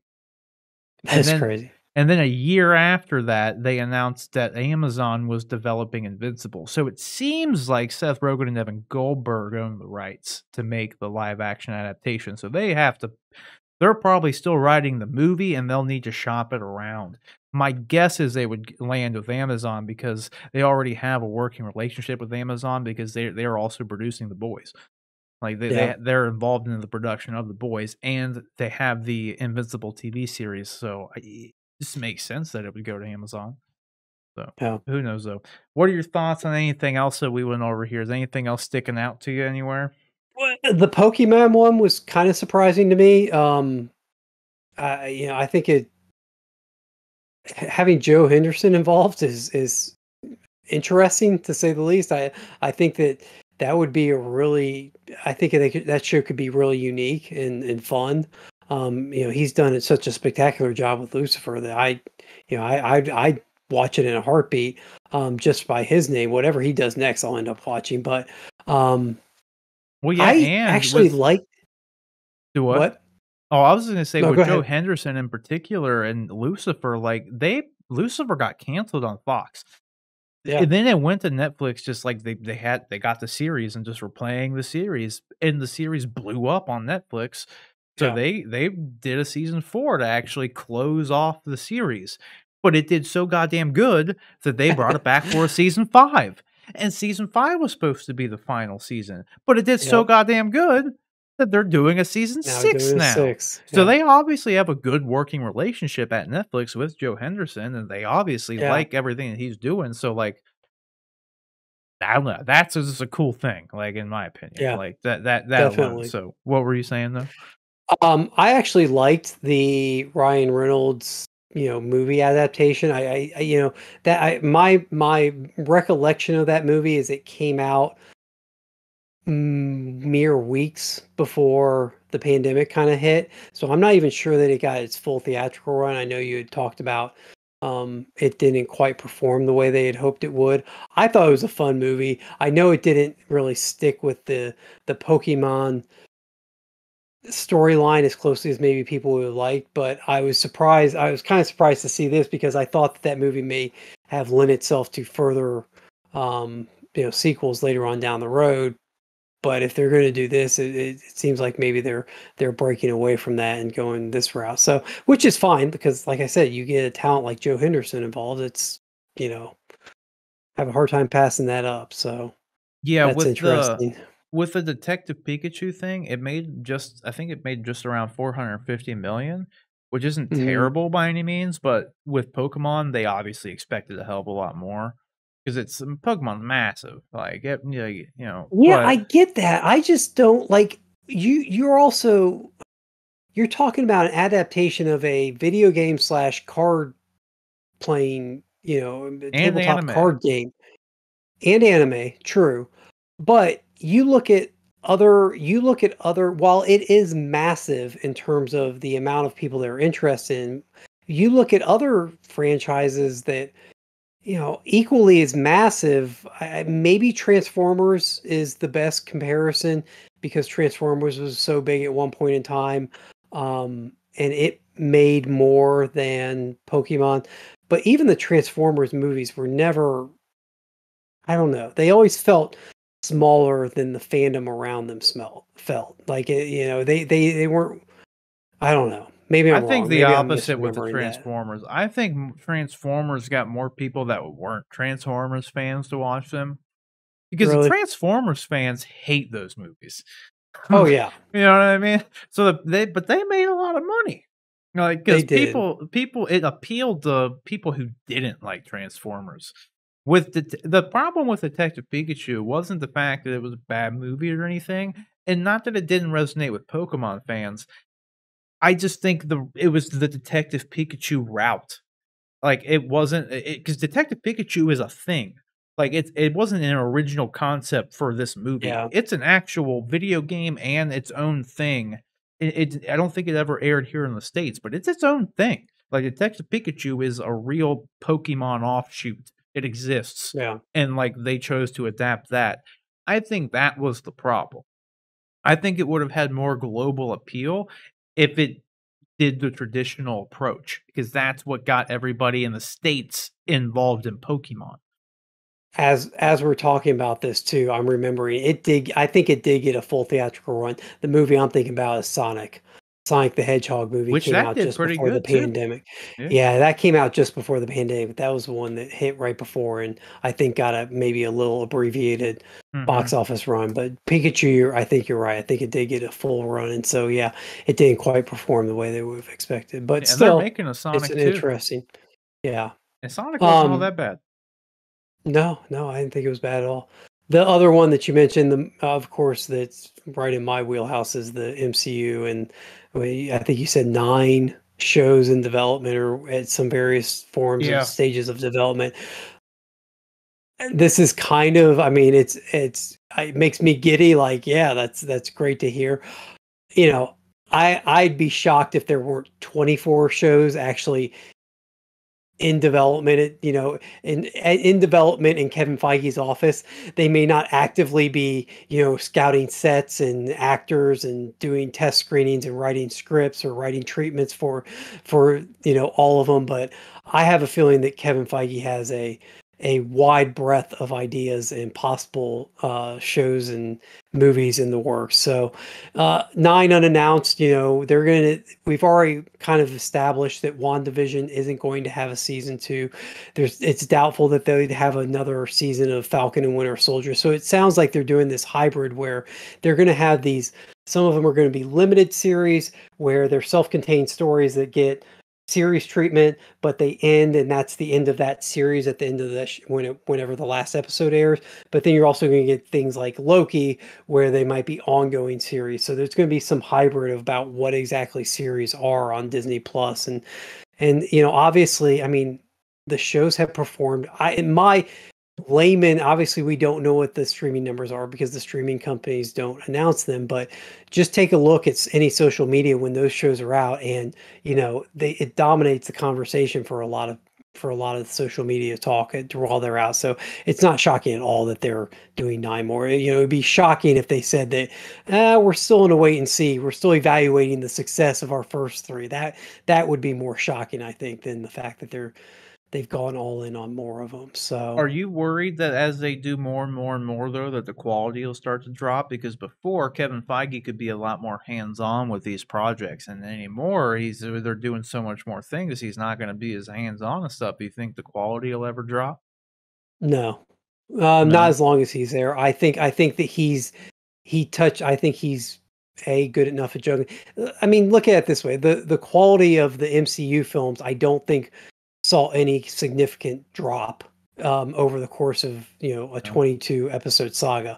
Now, yes, there was more time in between them, but you can also be argued that movies are a much bigger production. You have to fit a more finite story into a finite amount of time, or more story into a finite amount of time, and there's more to set up for what's going on in between things. So as long as he's there, I think he has a team around him that he trusts, and I think that team, he's expanded it slowly, and they're expanding the show slowly, and so yeah, I think they'll do fine with that. So, as far as that goes, that was all I had to say about. I don't.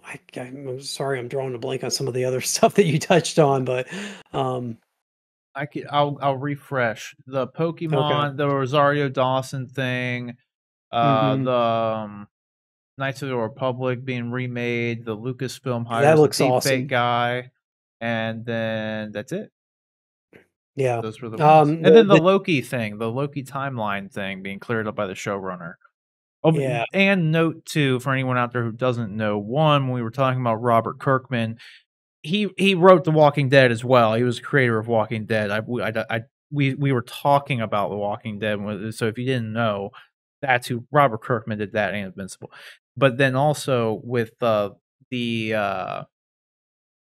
damn, I lost my train of thought. I forget what I was going to say. Oh, Michael Waldron, I think his name is Michael Waldron, the showrunner of Loki, also wrote Doctor Strange: The Multiverse of Madness. That's what I was going to yeah, say. So, yeah, and then obviously he's working on season 2 of Loki. But yeah. yes, that's what I was I going to say. don't. As far as the Loki part goes, I'm not sure that clears up the confusion really. With anything with time travel, it's hard to clear up Yep. confusion because time travel just lends itself to confusion. Um, it's nice of him to come out and try and explain their thought process with it. It makes as much sense as anything else with me. At a certain point, I think with anything time travel, you kind of have to accept that unless they're blatantly breaking the rules that they've established, unless there's some glaring contradiction, there are always going to be little things that make you go, "Well, wait a minute, how does this exactly work?" And you kind of just have to go with it. For what he said, we had talked about this off stream. My interpretation of what he said is kind of a little different than what your interpretation of what he said was, and I think everybody's going to come at this and hear what he says and maybe have their own little take on it, which is kind of fitting when you're talking about a show where everybody has every timeline has their own little take on instances. So Yeah. I don't know if there's some, well, I don't know what the right word is, but there's some sort of karmic like connection there where the thing you're talking about is also kind of representative of the way you understand the thing. So Well, hey, um man, art is subjective.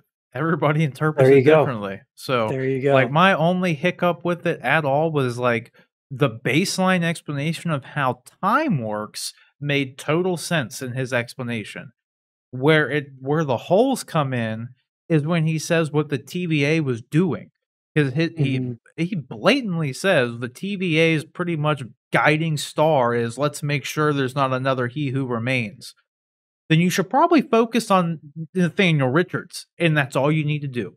That's it. Yeah. If that's what you need to make sure doesn't happen, is you make sure that there's no variance with Nathaniel Richards. Nothing else matters at that point. Yeah. Like, Well, what Loki's doing doesn't fucking matter. we Like, talked about this before we started tonight because I actually was not clear. I didn't think it cleared up much for me. I was trying to get your thoughts on it. And I understand exactly where you're coming from. Like it feels like they need to focus on that one character. My only thought was like maybe they're taking that butterfly effect, that butterfly, the old adage about a butterfly's wings and flapping in Ohio can create a tsunami in the South Pacific. And like there you don't see the direct correlation between one and the other, but there's some sort of through line, there's some sort of string that connects the wings of the butterfly causes this, which causes this, which causes this, which causes that, which causes this, which then leads to the tsunami. So you may not always see it running through, but it does, and so but that's why that they're would be, focused on I things outside of totally it. get that, and I totally, because that goes in line with what the whole show was like. Oh, there's a Loki variance. Let's stop that so a whole new timeline doesn't split off. Right? That makes sense because then maybe in that new timeline, a new He Who Remains will show up that deviates from what we need to happen. Right? Problem is, though, that would be a hell of a lot more work. They're saying that it's easier to focus on everybody else as opposed to isolating every Nathaniel Richards. You know what I mean? Like, they're following every variance of every human being in the entire multiverse because they're seeing this Loki, and this Loki caused a timeline to branch here, and it's like, oh, we got to stop that. But like, all they would have to do is follow the Nathaniel Richards of all the timelines and make sure they don't deviate. That's all they Yeah, would need to do. I think you could also extrapolate out. I mean, the one thing about the timeline and the one thing about this use of a multiverse is that there is an infinite number of possibilities. Mhm. So when you talk about the term infinite, it means anything can happen. So even if you eliminate all the Nathaniel Richards and you focus on keeping the prime Nathaniel Richards who turns into He Who Remains, even if all your energy is directed just on that, that doesn't preclude another timeline from branching out where a character that's not Nathaniel Richards discovers the multiverse and leads to a multiversal war and things spiral out of control that way. That's fair. That's a fair So, assessment. and So that I because there's think yeah, that see that way the way you explained it is a little bit better than what I interpreted from him. You know yeah, what I mean? Because he he definitely focused a lot on focused He in Who on Remains. yes, Like, so yes, that what you said though is like, well, maybe it's not just that. Like, we gotta focus on anything that could cause possibly lead that kind of event to happen. It makes a yes, little bit more sense. So maybe that's what and they're then getting at. Like, we talked about how like why does Sylvie get abducted when she's 12? Why don't you just prevent Sylvie from ever existing? Like if Sylvie's a variant, why wait yeah, until and I exactly. think and then my only thought on that was maybe they, because ultimately they are committing genocide on a A universal timeline, scale yeah. by yeah, so maybe they let things play out as far as they can before they go in and commit these downright atrocious genocidal Yeah, actions of erasing entire timelines. like, you thought Maybe Thanos that's was their bad. small way. Yeah, Like, maybe they that's let their Thanos small way of happen. Thanos was part of the plan for them. Think sure. about that. Oh yeah, Like, so they didn't think Thanos was wrong. I didn't think he was wrong either, but they didn't think he was wrong. Think yeah, about that. Like, yeah. but yeah, so, like, that does kinda clear it up a little bit, like, honestly. What he said doesn't clear it up, but as you kinda start to discuss it, you can warp your own mind to make it make sense. Which, honestly, And that's, I like, the yeah. worst writing possible at that point. If you have to make it make sense, then the writers really didn't do a good job for you. But nevertheless, It I does guess. make sense. I Like, think with time travel stuff, like oh, yeah, there's for lots sure. of time travel stuff where you kinda have to, in your own head, take the rules that they give you and then make them work within your own framework of how you Yeah. understand it or think about it. So, There's always gonna be yeah, plot holes for time travel. It just is what it is. You can't yeah, escape it. It is what it yeah. is. Alright, is there anything else you wanna focus on? We No, ready to wrap up? I think, yeah, I think I've said Alright. my piece on I think most I'm of those. finally getting tired here myself. It's almost 2 it's 1:30 It's AM it's now, our getting time close. right now. Yeah, it's The skills we're have tipped past we're 1:30. We're on pushing the it. downside of, yeah. I remember it was about an hour ago, I said, "I think we could get through this in a half hour." It was a little over an hour ago now, so, yeah, Yeah. we'll wrap it up. Where can everybody find you online then, John? Over on Twitter, Instagram, I'm at Nightwing_K. So we'll see you guys over there. All right, you can follow me here at Sir Rob Bifo. Don't forget to like and subscribe, share the video, all that sorts of fun stuff. And then also, you can submit topics and questions for us to address here on the show by emailing us at honestandUneducated@gmail.com. That's honestandUneducated@gmail.com. Every Wednesday, when I have time, obviously, the collectible reviews will go up and they will be making a return, as I do have a lot more that came in that aren't even on display in this last video I have up, which is a little collection preview, but that is up on the channel now, and they will be back. And then every Friday we do the live streams, usually when we have time again, obviously. Don't worry, the show always comes out. So as long as you stick around for the show always will the show will go on. Like I'll get the show out. There's one thing I can make a point to get the show out on Monday. That's about it right now. That's all I can promise. I'll get the show out. Even if I gotta do it myself, I'll get the show out. I mean, you saw, hell, on this last I rambled on for almost a half hour by myself here. I could do the whole show. Like, you just you throw if we talk hot toys, I'll get the show. I'll just go ramble on for I don't know if anybody will wanna hear it, but I can get it done. I'll get it I'm done. sure that they'll still come over and check it Yeah, out. at least 1 or 2 people, I'm sure. So we'll Yeah. see though. But guys, thanks again for watching, and that's it. Like and subscribe, do all sorts of fun stuff. The show will be out every Monday again, but that's all we have for today. So thanks. Yeah, whatever. Yeah, take care. It's 2 o'clock in the morning. I'm getting tired. So take care.